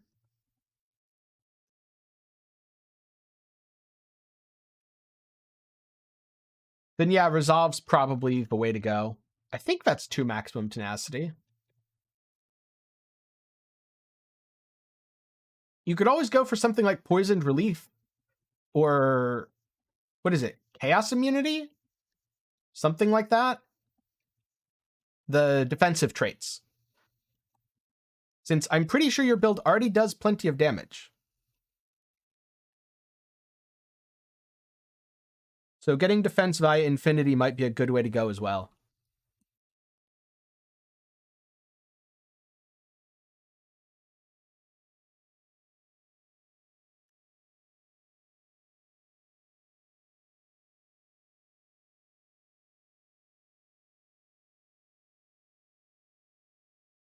Been busy with other stuff, or did you just kind of run out of content? Because right now it is pretty easy to progress to a point where you run out of content. Which is hopefully something that gets addressed in the future. 12 tenacity stack sounds good. That's a lot of damage reduction, except I bet you're taking sacrifice, so I'm guessing it's just pure damage. In which case, I would advise go for something defensive. Oh, yeah, fair enough. That's something where, luckily, I don't have to worry too much about. Yeah, I knew. Yeah, I knew who you were.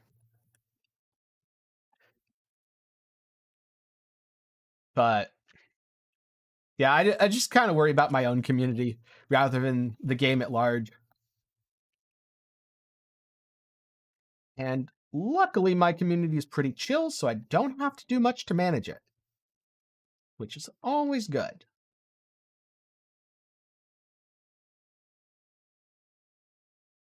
Honestly, the main reason that I'm playing this build is because Dark Tide isn't out yet.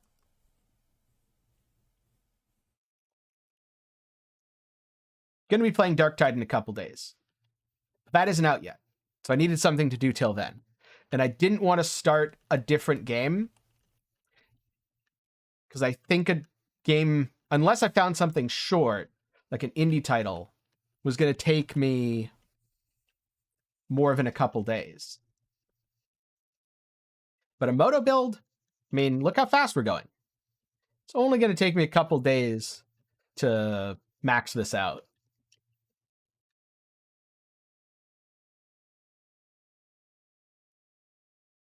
I cannot believe how many people asked that at the start. It was so annoying.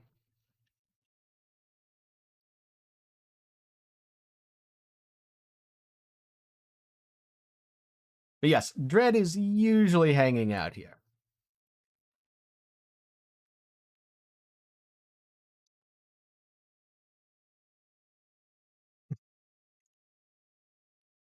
If you knew how busy I was last weekend, you would understand why.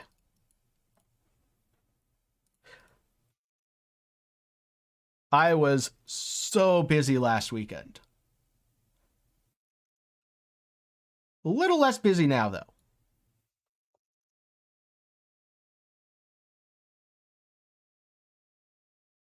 It sounds like your game is certainly going to try to delete itself if you do that, Krendor.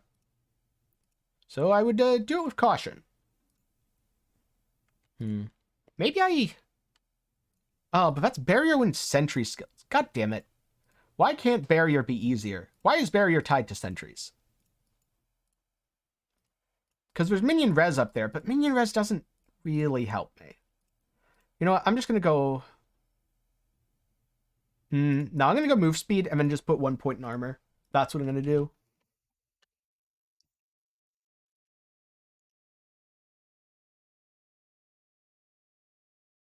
And I forgot to allocate my pact point. I think I want minion speed. I think I just want to make my minions as fast as possible. So more minion speed is better. Keep forgetting to alternate these. Click thing.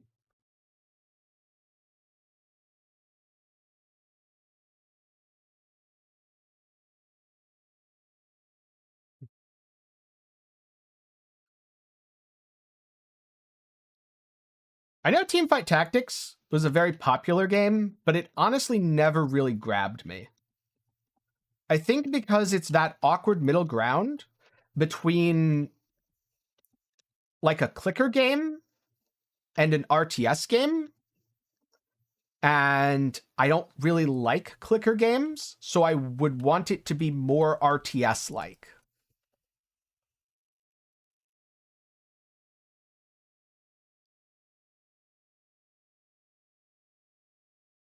But a lot of people like it.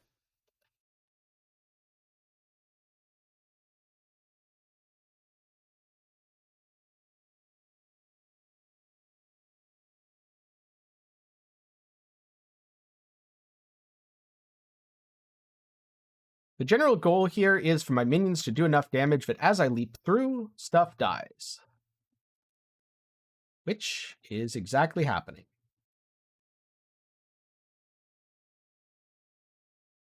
I just want to be able to control my units in TFT.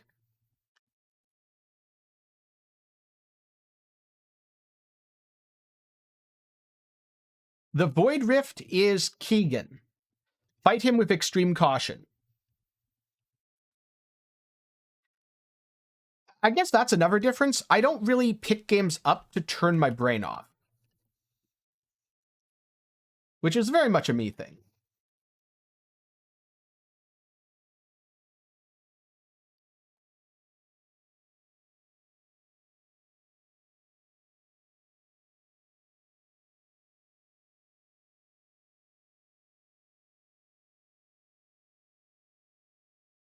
Hey, Moto's different. You have buff management.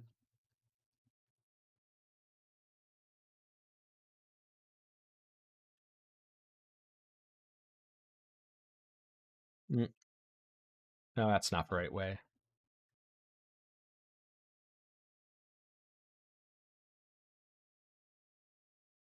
There we go.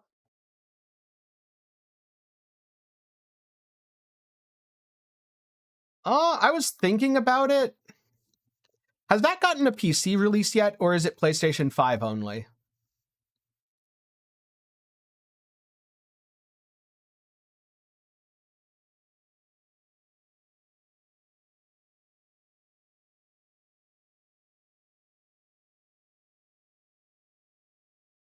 There we go, 54.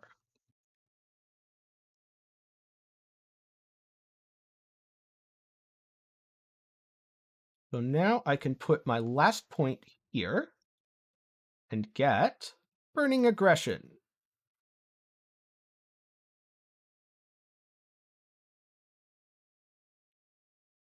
Oh yeah, then I won't be playing it for a while.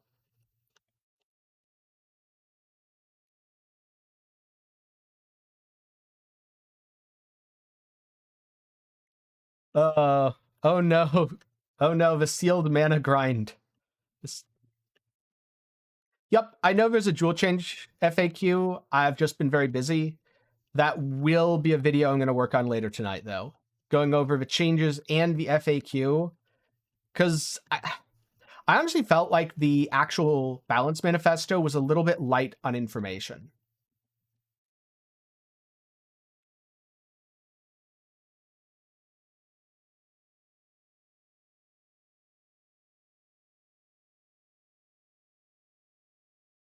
Yeah, the problem with games being PS4, PS5 only is a PlayStation 5 is so overpriced.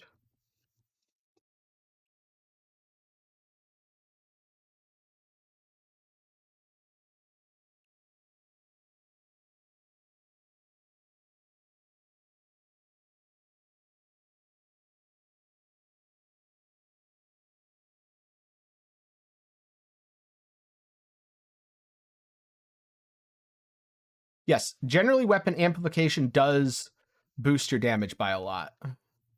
Especially a 21 precise weapon amp.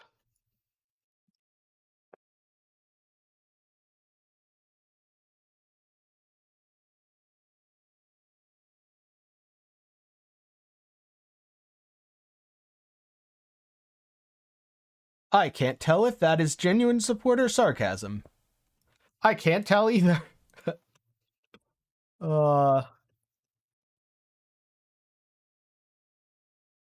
Then again, I guess the best sarcasm, you can't tell.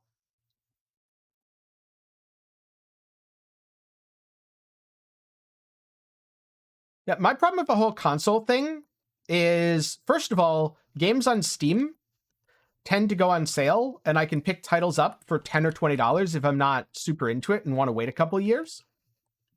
Plus, I already have a computer which I use for content creation and editing and all that, which is going to be a way better experience than any console.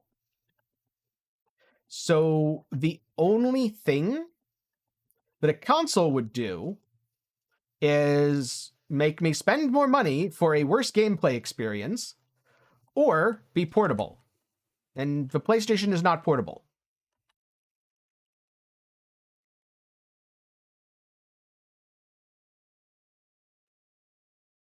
Right. So that's that.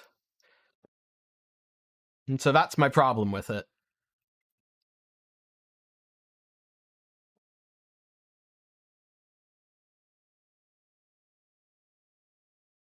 Yeah, it's a good way to do it.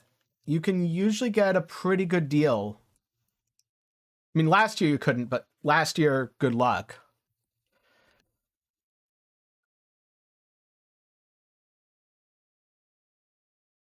Hopefully this year things will be more back to normal.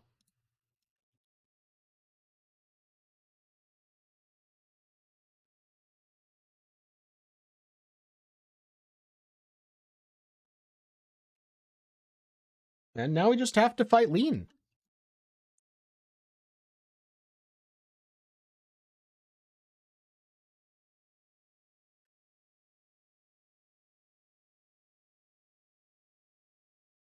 One of the things that I think makes Moto super fast at leveling is the way your minions passively kill stuff, so you get additional EXP that you wouldn't on another build. Yes, the chip shortage was outrageous, and the way in which companies profiteered off of it was equally outrageous.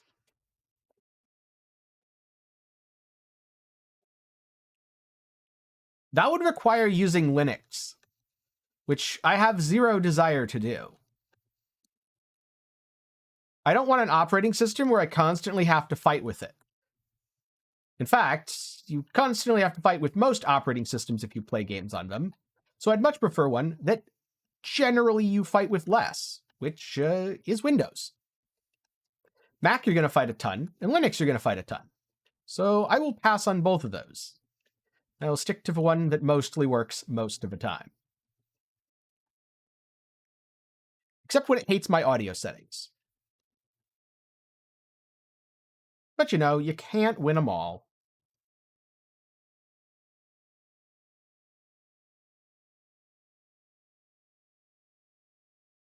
Two years. Wow.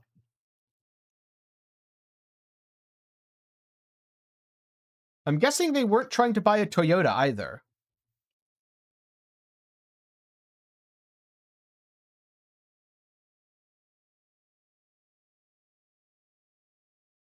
There's a chart with mob density. I forget which one's by name.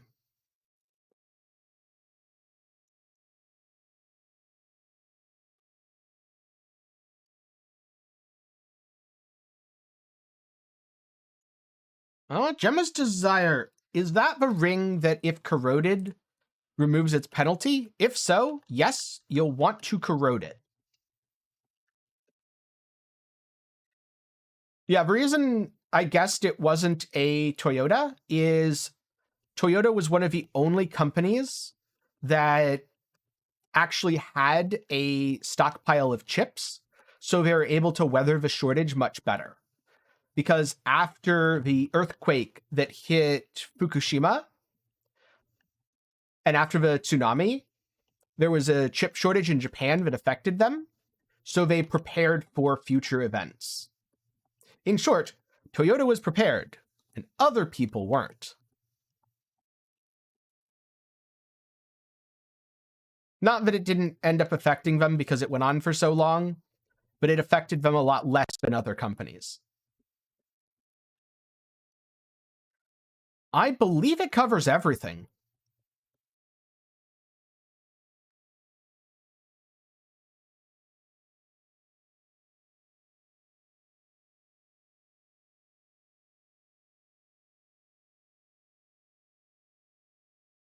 Oh, nice. YouTube didn't eat your link for once.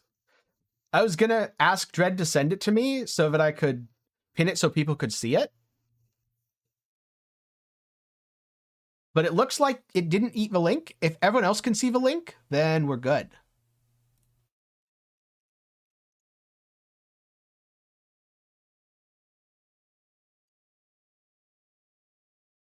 More minion damage. Who needs loot when you can get damage? There we go. Everyone can see it. Yay. I like it when things work.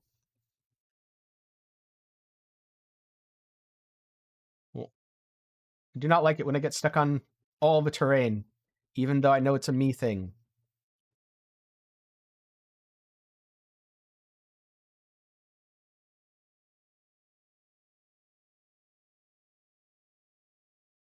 If that was a thing, people would use it.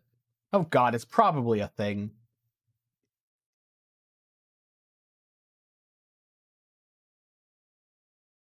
You know what? I'm not going to look that up because I don't want to know.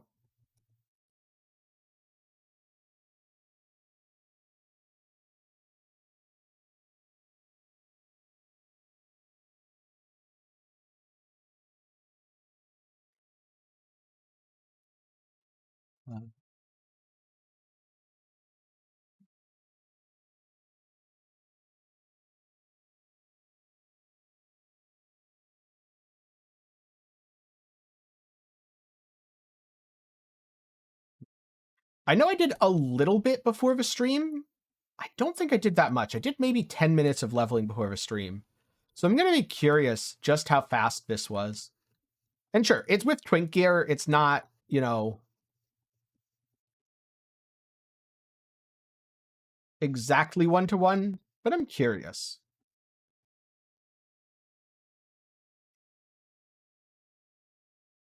Oh, I know that feeling.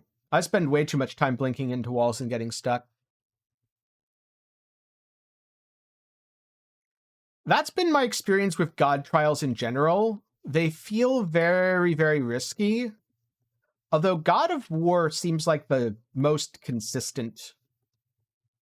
Only because you can't actually invest in Goddess of Harvest. Or hunting, not harvest. I don't know why I said harvest there.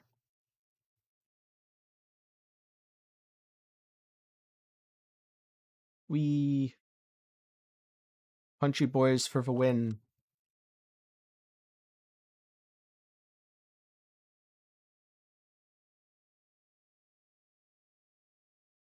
Probably could have gone faster.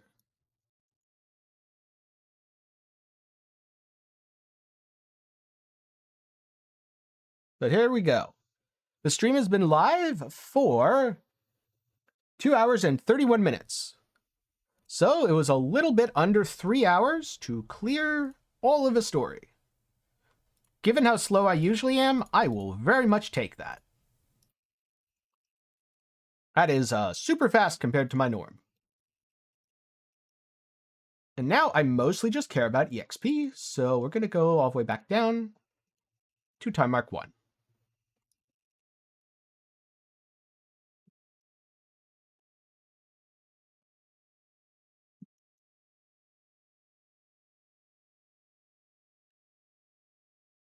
No, things have a little more health. I can't quite just leap past. Though I bet I can again once I get to 62. Oh god, I'm stuck. I'm stuck!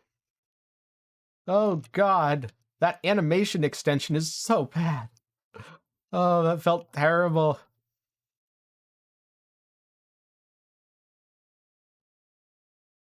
I'm probably going to switch from double leap to double punchy boy soon.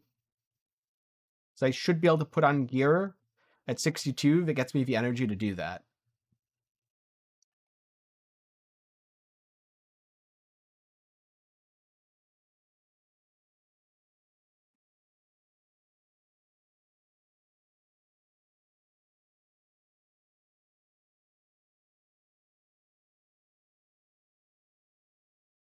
I wonder if I go proper low life on this.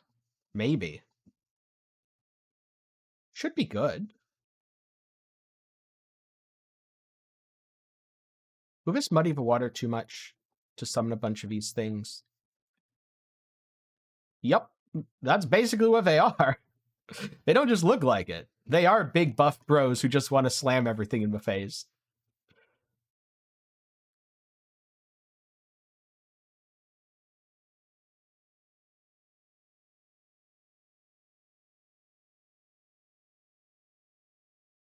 You might say they are fisticuff specialists.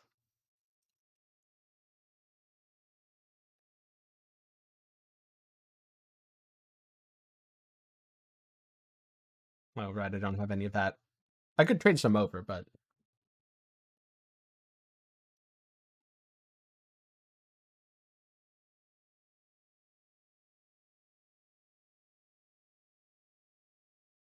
See if we can go through here with this.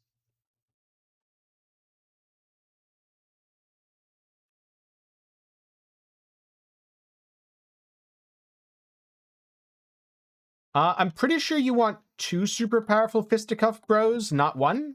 But I could be remembering my corrosions wrong. I'm pretty sure for Machine Lord you want 2, not 1, because you want the corroded version.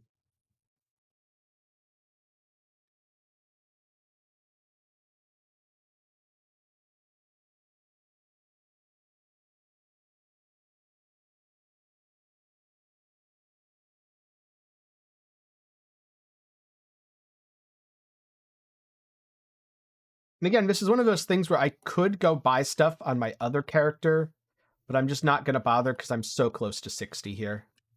Oh, something dropped back here, and also there are enemies still alive. Let's go make sure they are unalive. Leaving living enemies is a bad thing because they are EXP, and I need to hit 60 to go buy stuff.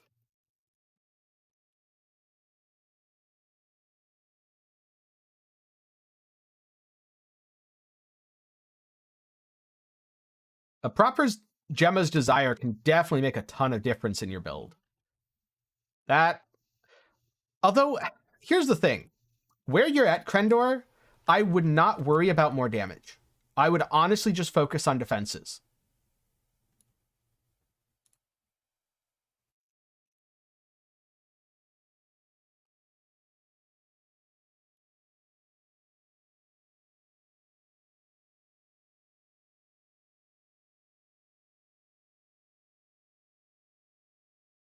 All right, let's do this.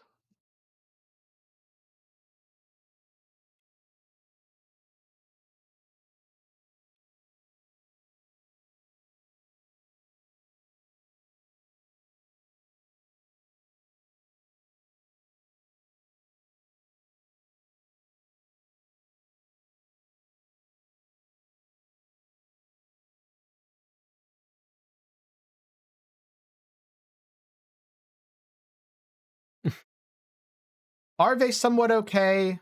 Because earlier you said your defense was killing stuff in 1 hit. And that doesn't sound somewhat okay to me.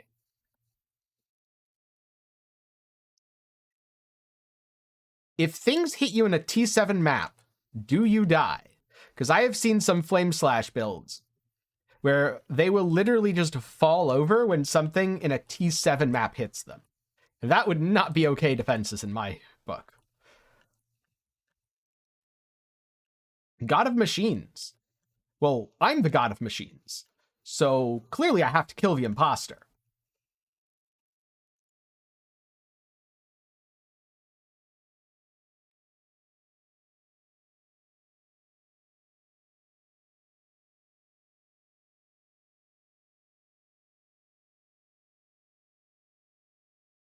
Well, good start then.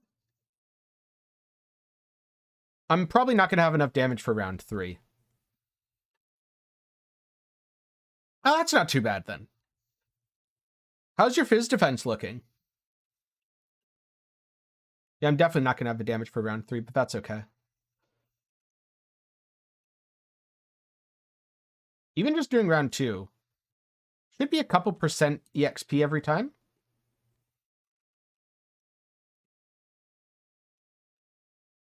Well, assuming I don't, of course, fail it, which I'm looking not so great on that. Yeah, I'll be fine. One more can go through.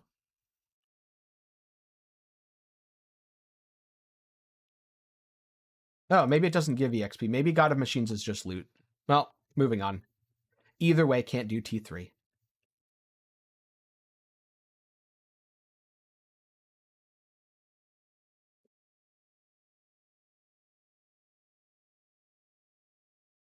$32 really isn't that bad, assuming you have Fizz taken as or something.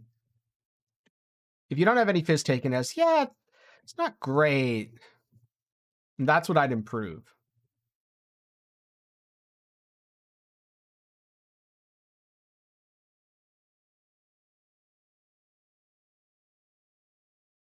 I'm assuming that's one of the Twitter parody account things, where a bunch of people got banned for impersonating companies and just saying stuff.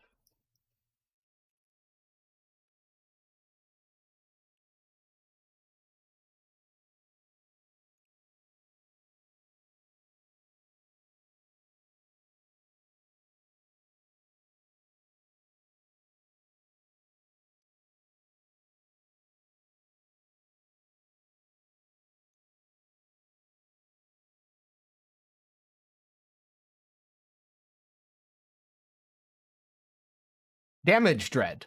What Krendor is doing is damage.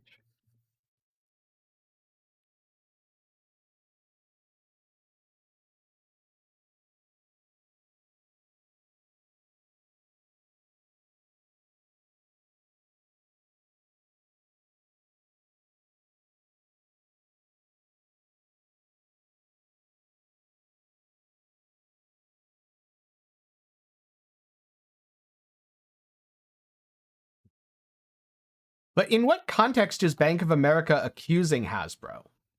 Is it like Hasbro owes Bank of America money and Bank of America's like, we want our money, we don't want you to ruin your company? Oh, Flame Elementium apparently drops in T1. Good to know.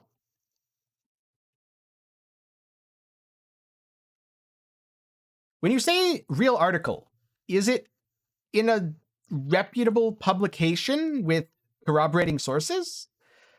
Because I've seen a lot of articles that were made based off of Onion articles that people thought were very real. And with all the Twitter stuff going on, it wouldn't surprise me.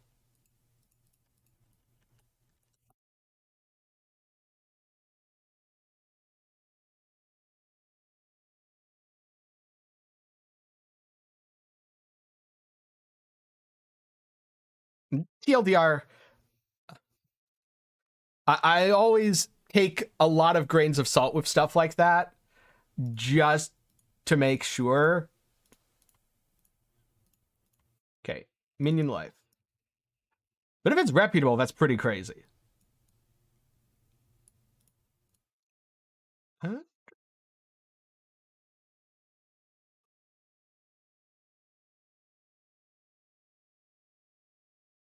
Oh, that would be why. Yeah. I'm guessing it shows a bunch of things up and a bunch of things down, and the down things are what makes you money over the long term. And the up things are what only makes you money over the short term. I mean, it doesn't surprise me. Just look at the secret layers and stuff that they've been pumping out.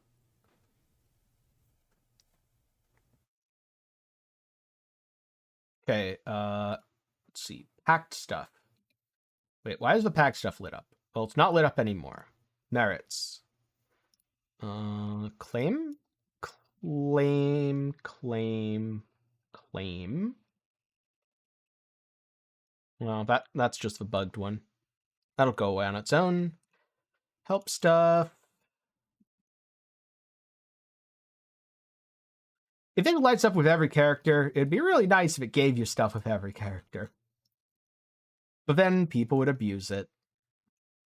Yep, a little bit of MTG talk.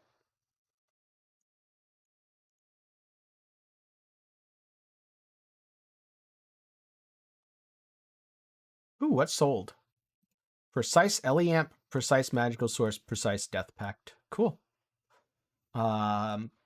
Trinket, Ring. Decayed Mind requires 70. That's unfortunate. I was hoping to just put them on.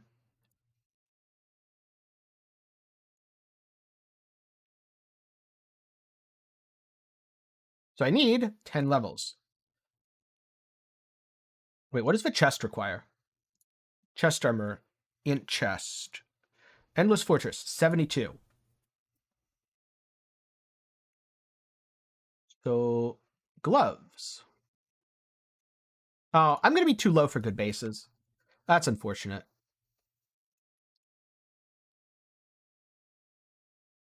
So what's the highest item level thing I can get?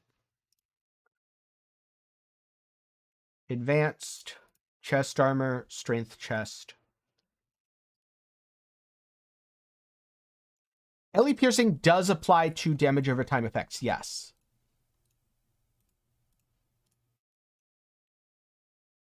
Energy, item level 80, energy. Oh wait, I don't even need that.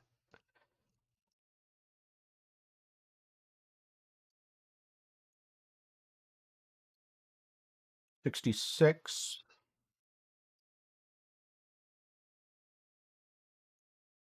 Dragon Breath is no. Dragon Guardians, no. Guide Devourer. So many of these are 66. Is there any way for me to limit it to level requirements? Nope. Okay. Oh, here we go. 61. Cool.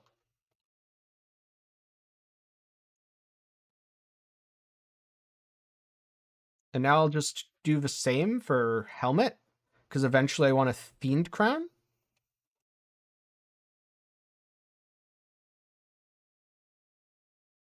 For Strength Helmet, Energy, 61. I don't even need the item level part, actually. Now I just look for something remotely decent for 1 FE. That has a low level requirement.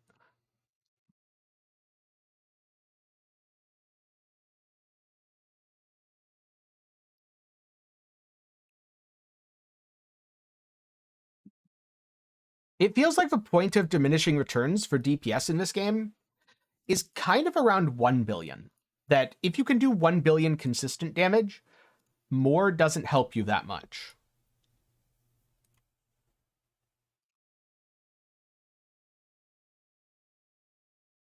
Challenger's Skull. Life, gear armor, tenacity, something. I mean, it's not horrible.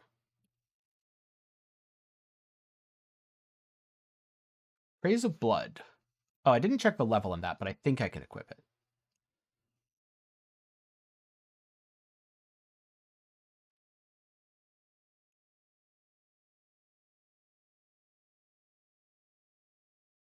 Oh, they're the Bleed Splode gloves.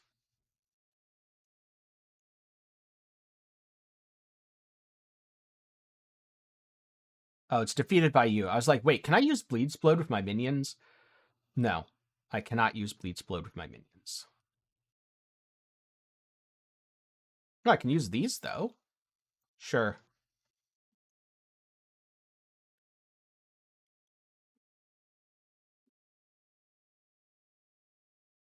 So I'll lock this. Oh, did I just unlock that? I think I just did.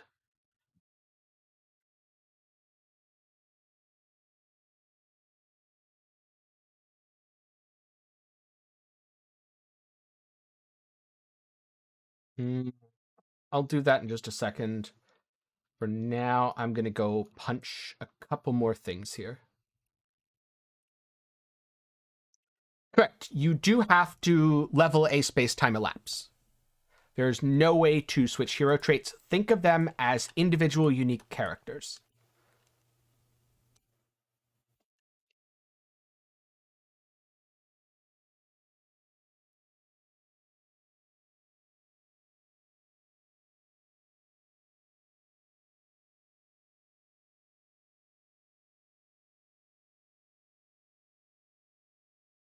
$97.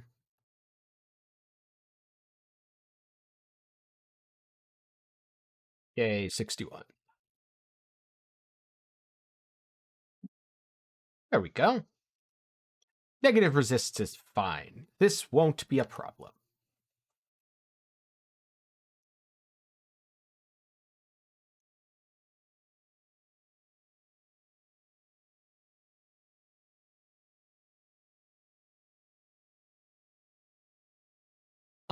They do actually have unique character models.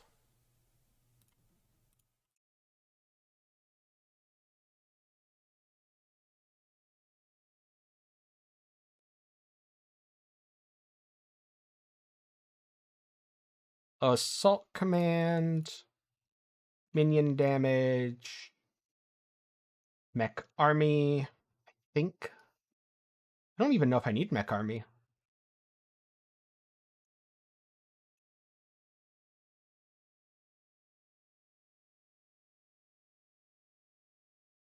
So what do I have now? 4, 5, 6. Yeah, here's the thing. That is the exception, not the rule. I would never advise people to go into the game thinking about ignoring resists. Because if you do that, you're probably going to have a real bad time. Because most builds cannot get away with just ignoring resists until they are significantly more geared.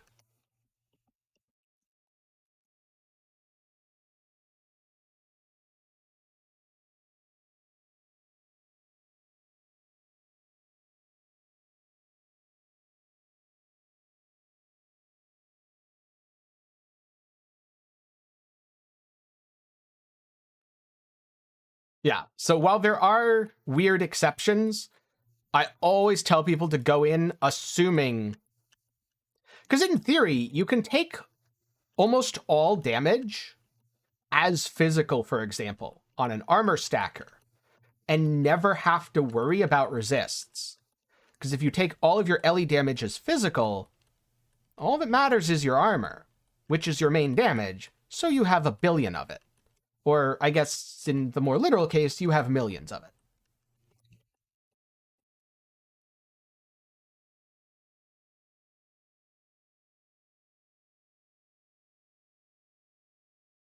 Yeah, evasion builds are in a weird spot. That's another exception for sure.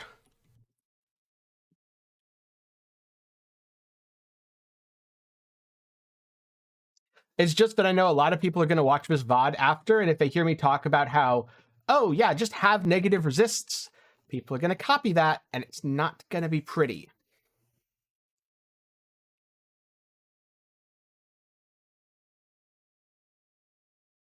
But if you know what you're doing, go for it.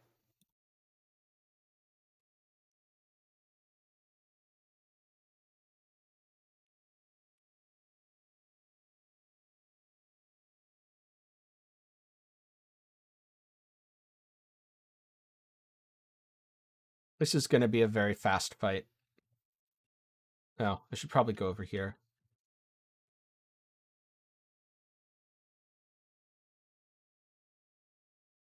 No, now he goes up. Now he nearly kills me.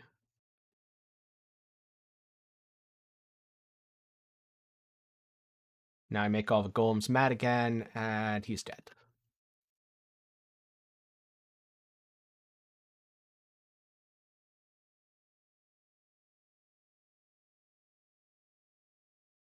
Now I get 3 skill points.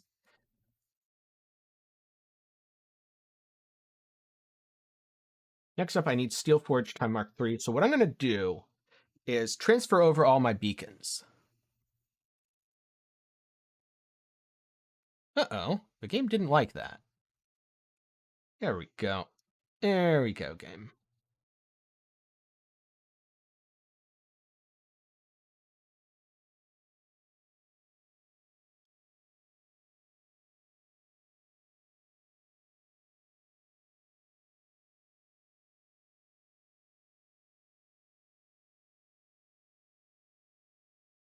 Oh, right. I transferred my beacons from this character already. God damn it. I have to go log into my other build.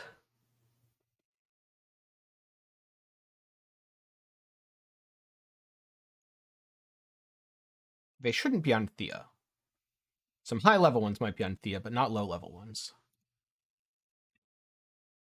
I really wish when swapping between characters, you didn't always get those screens.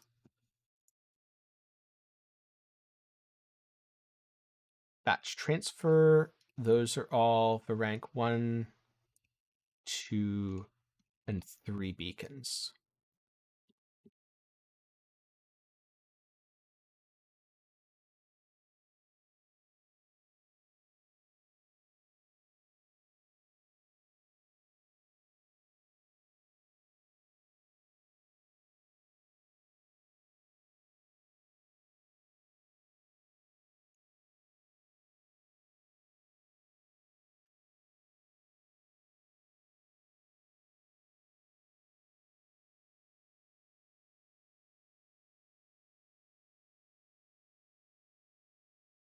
There we go.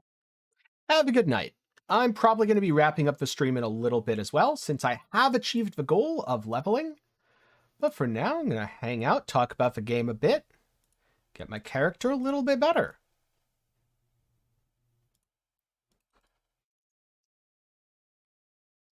I don't think I should have done this. I'm pretty sure I'm going to be super EXP penaltied. How EXP penaltied it? 70 from 6. Yeah, nope. We're not doing this. That was a mistake. I shouldn't have jumped from T1 to T3.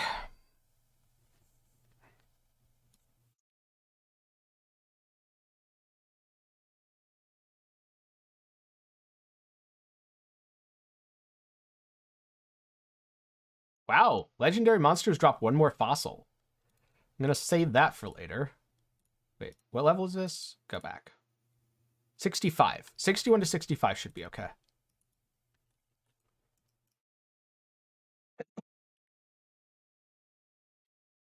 Especially since I'm about to hit 62.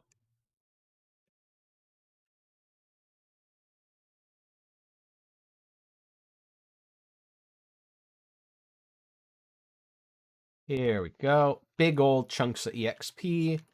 Big old chunks of monsters. And I hit 62 with the next pack or so. Oh, that was a really small pack. All right, guys, you're my level up? Yes. I'm just going to go Brothers in Arms for now. Because this way I have infinite free overload. Yay for lazy mapping. And now my next important level up is 70 or so. I don't think I'll quite get there by the time I want to end stream. We'll see, though. Maybe. Depends on how fast this goes.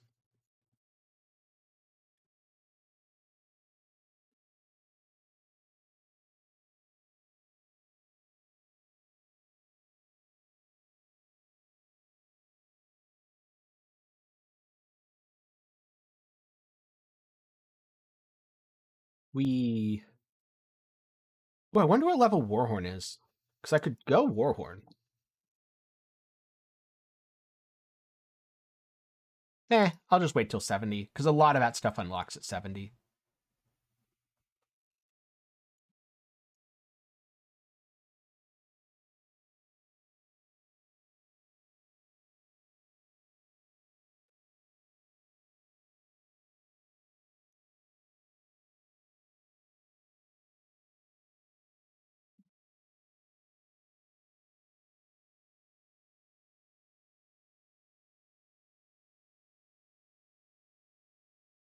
Ooh, that was a lot of damage standing into poison pools.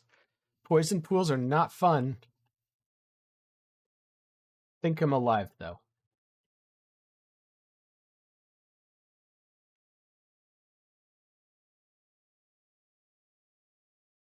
I'm gonna go back and get the EXP here. Because right now I'm not really worried about how fast I clear a zone. I'm worried about how much EXP I get in the zone. So I want to go back and get all this.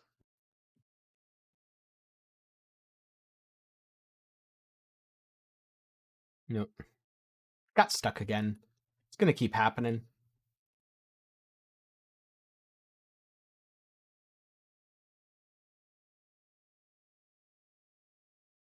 There we go.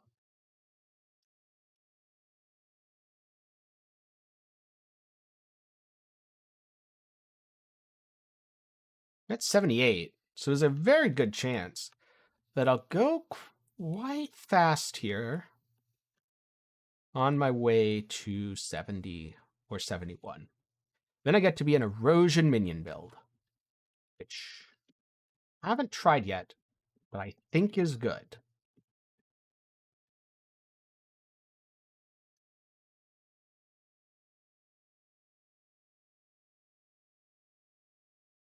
Ooh, another boss.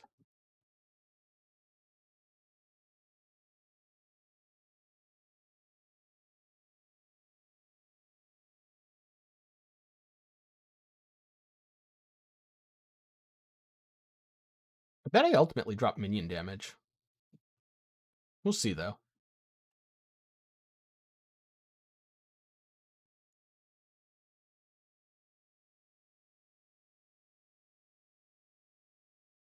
Because I started with machine guards. Better question. Why spiders?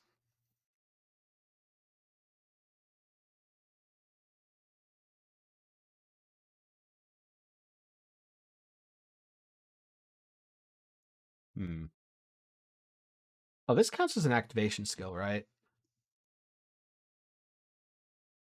Persistent summon. No, not activation.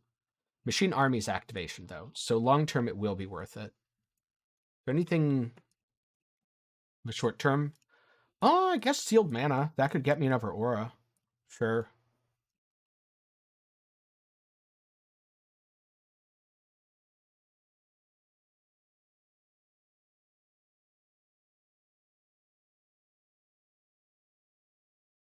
I don't think there are any trait cards, no. I'm pretty sure they're all chaos cards.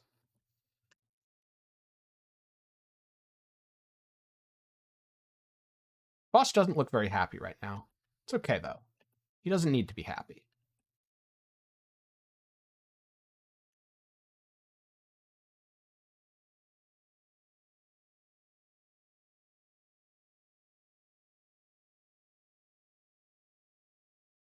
Oh, it's so nice that my minions are going to eat all the flame thingies for me. And now all my minions will die because they won't understand how spinny beams work. And they'll just sit in them.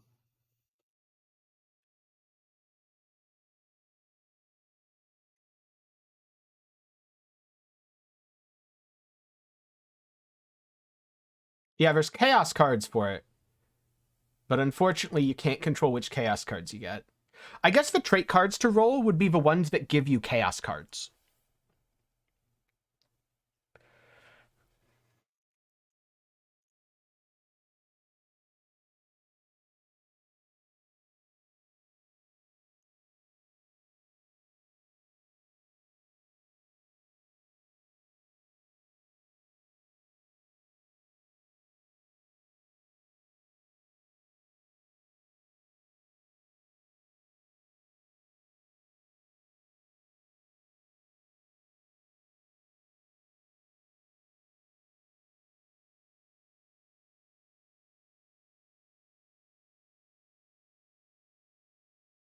I left EXP behind. No, come back, EXP. I need you.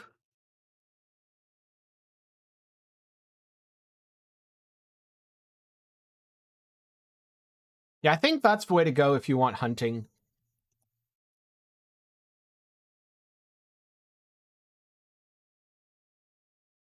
But it's a little bit rough.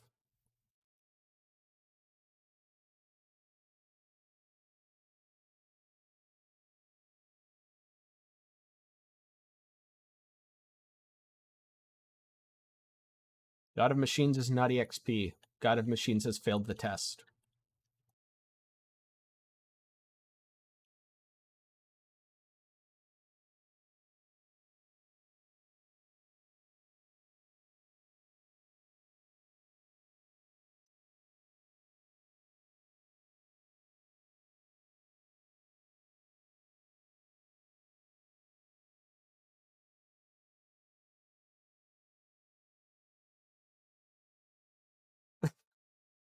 I'd say you get used to it, but you really don't. You're not going to get used to that.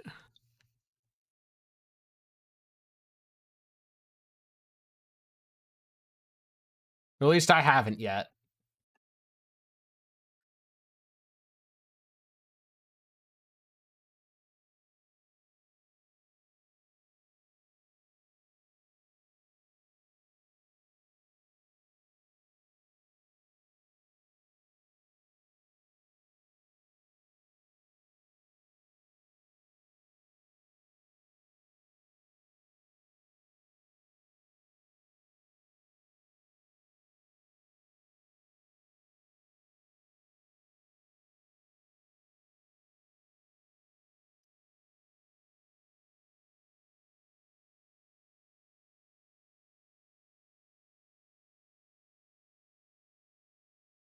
Balance of all things.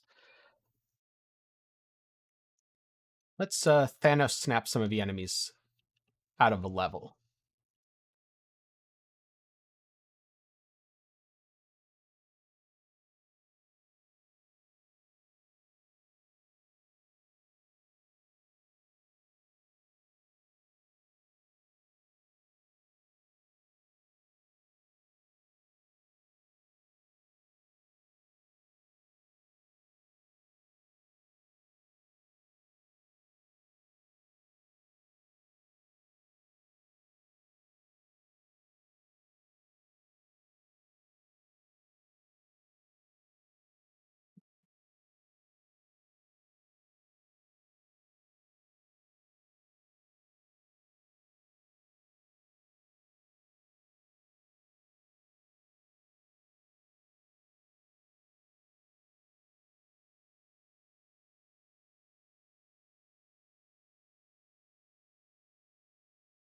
No, I'm stuck again. Stop getting stuck, leap attack. Oh, so bad. Want to buy smaller hitboxes on rocks. Rocks OP. Oh, that shield does nothing for my minions. Hell yes. It's awesome. I love not having to deal with that shield with minions. I just love not having to deal with that shield, to be honest. Not a fan. Shield's annoying. It's very annoying and can be very dangerous to your build.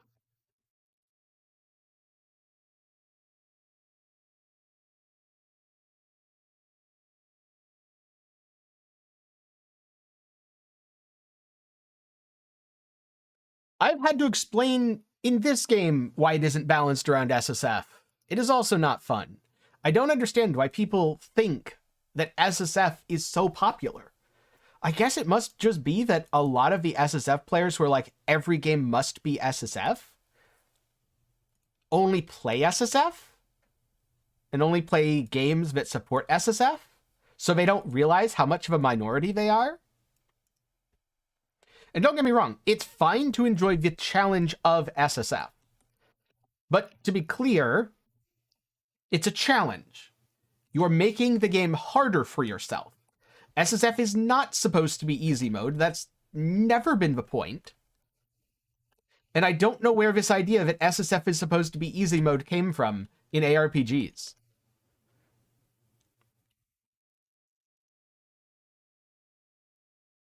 It's just so strange to me that a gameplay mode that focuses around limiting yourself would be considered, oh, this is easier than normal. Why isn't this easier than normal? Why don't the devs make it easier than normal? Yeah, the whole point is it's a challenge. Now, should it be balanced around in certain ways? Yes. Those ways being options for inclusion of content. So let's just say if 5-way legions in Path of Exile, if they required 5 people to even start it, proper SSF balance would be, oh no, you only need 1 person to start it, but it'll be really, really, really hard for you to actually complete it without 5 people. That's totally fine. But not hard locking content. And that's really as far as SSF balancing needs to go. Anything else, make the best game possible for the majority of players, aka trade. And if there's additional quality of life stuff that benefits both, cool. If there's ever a choice that makes trade way better at the cost of making SSF worse, do it. SSF players are intentionally limiting themselves. They will be okay with it. And you've made the game generally better for most players. Yeah, I mean, that's the thing. You can farm a headhunter. A well-known SSF player by the name of Rainbabe did that during, I'd like to say, 316? You just straight up farmed a headhunter. And you can do crazy stuff like that in SSF. Doesn't mean everything has to be balanced around that, though. And also, it's way harder to farm a headhunter in SSF than in trade, just saying. But she didn't do it because it was easy. And that's totally cool.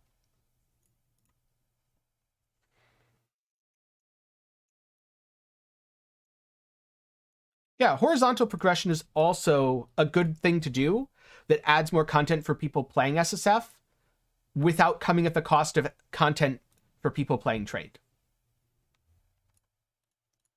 Because if you can do one without hurting the other, do it. Always.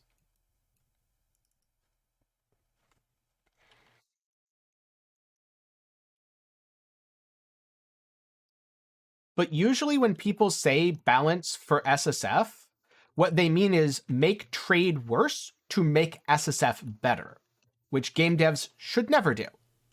Not unless a vast majority of their player base plays SSF, because that's what the game is balanced around and intended for.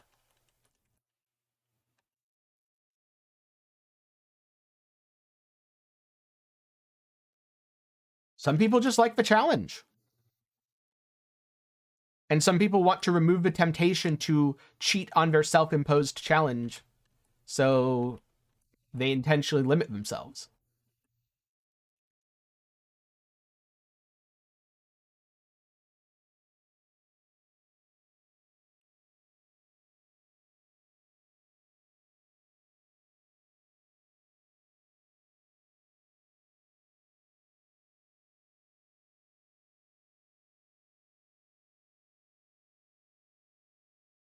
Yeah, I'm worried about that too, but what I'm hoping is that all of the game needs to be balanced around SSF first players are the very vocal minority.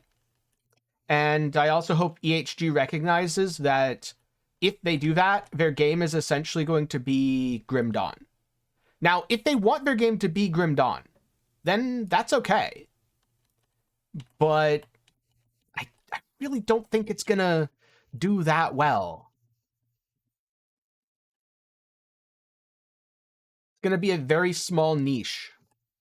And not just a small niche, but a dying niche, which it's gonna make their future development really, really hard.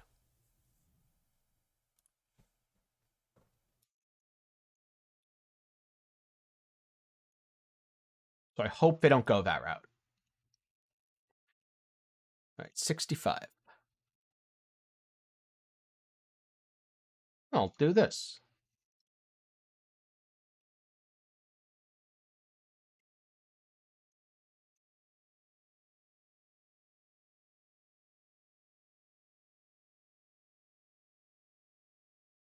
Lots of enemies to punch.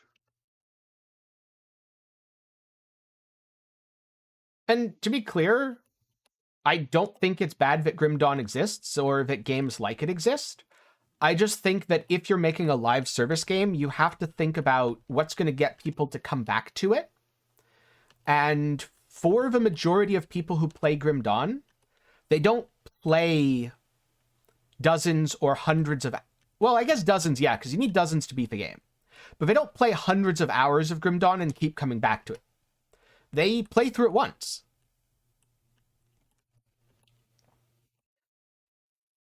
I cannot answer that without knowing more about what yoga build, and also which yoga.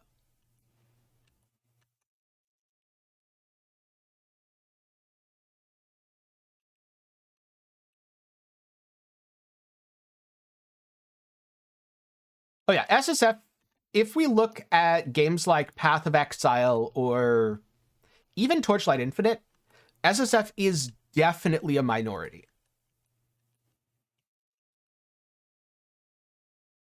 Now, if you look at a game like Diablo 3, SSF's probably a majority. But that's because Diablo 3 is aimed at SSF. Depending on exactly how you're building, Goddess of Darkness plus Psychic and or Soulbender and or Warlock. Because if you're going crit dot, you need Warlock in there. And if you're not going crit dot, you do the other three. You'll have to experiment a bit between Psychic and Soulbender. For example, if you're going Wilt, you won't want Reap Purification, but if you're not going Wilt, if you're just going generic Erosion dot, you probably do want Reap Purification, in which case Psychic is locked in.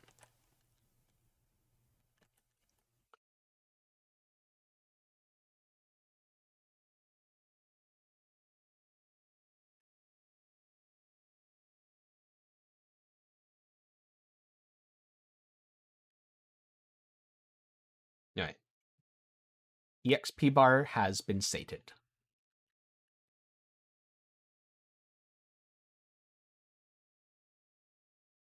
Then most likely not Warlock.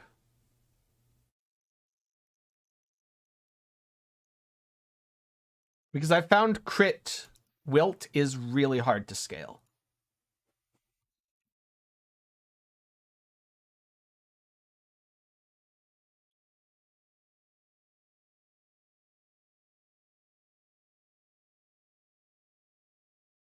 What do you mean people can't tell you that? Of course they can. You have made a huge mistake there in assuming that people telling you that your build isn't recreatable are logical and rational. And in many cases, this is provably untrue.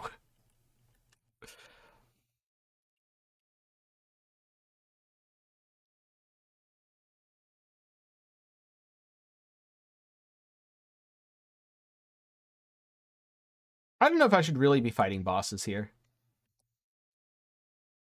I don't think they actually get me anything.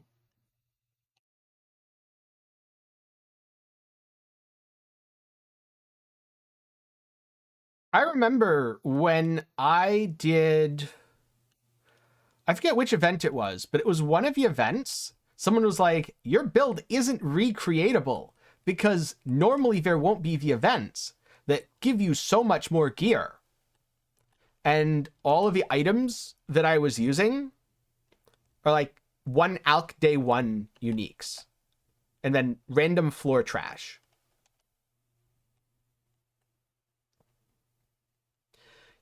Do not do Reap Purification with Wilt. You will absolutely ruin your build. Don't do it.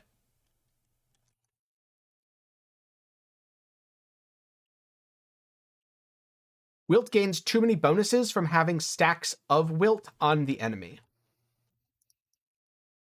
And it's also too short duration. To the point where a longer duration Reap, like a 1 second Reap, reaps the entire duration anyway. Ooh, normal monsters.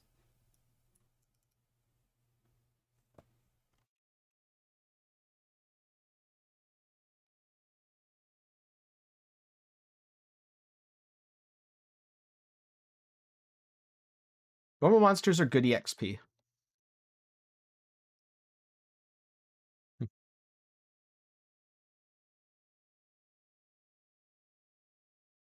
Yeah, Frostbitten Heart is good for scaling cold stuff.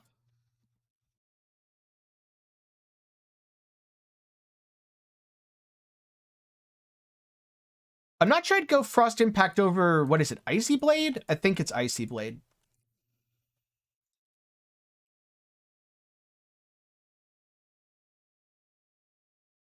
But either way.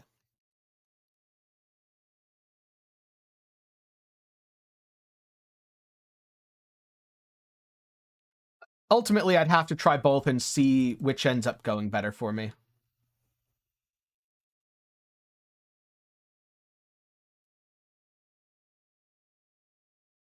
You either need more max mana if it is a flat aura, or you need more sealed mana efficiency, which is minus sealed mana as a stat. Because if you're reserving a % of your maximum mana, getting more mana just means you reserve more of it. Doesn't actually put you ahead. The only auras where getting mana puts you ahead are flat auras. So one of the things you can do to fix that is buy a restrained support.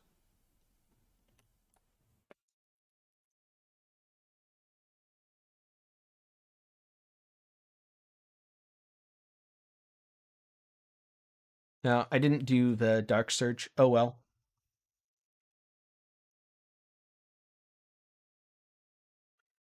Yes, there's a much wider variety of ARPGs now, and I think it's only going to get better in the next couple years. We're kind of in a golden age of ARPG releases. But don't worry, people will complain about the existing games either way. And that said, I'm going to call it here. I hope you've enjoyed the Commander Moto leveling. We went from really early in the story all the way through and all the way to the early end game. From here, it's just a matter of leveling up and turning this into a build and deciding what I'm going to do in terms of this as a build, because I honestly haven't decided. But you know, that's a problem for future me. For current me, the problem is finding some dinner. So thank you for watching. Hopefully you enjoyed. If you did, on your way out, be sure to leave a like and get subscribed if you want to know more about the build, because I will be talking about it in the near future.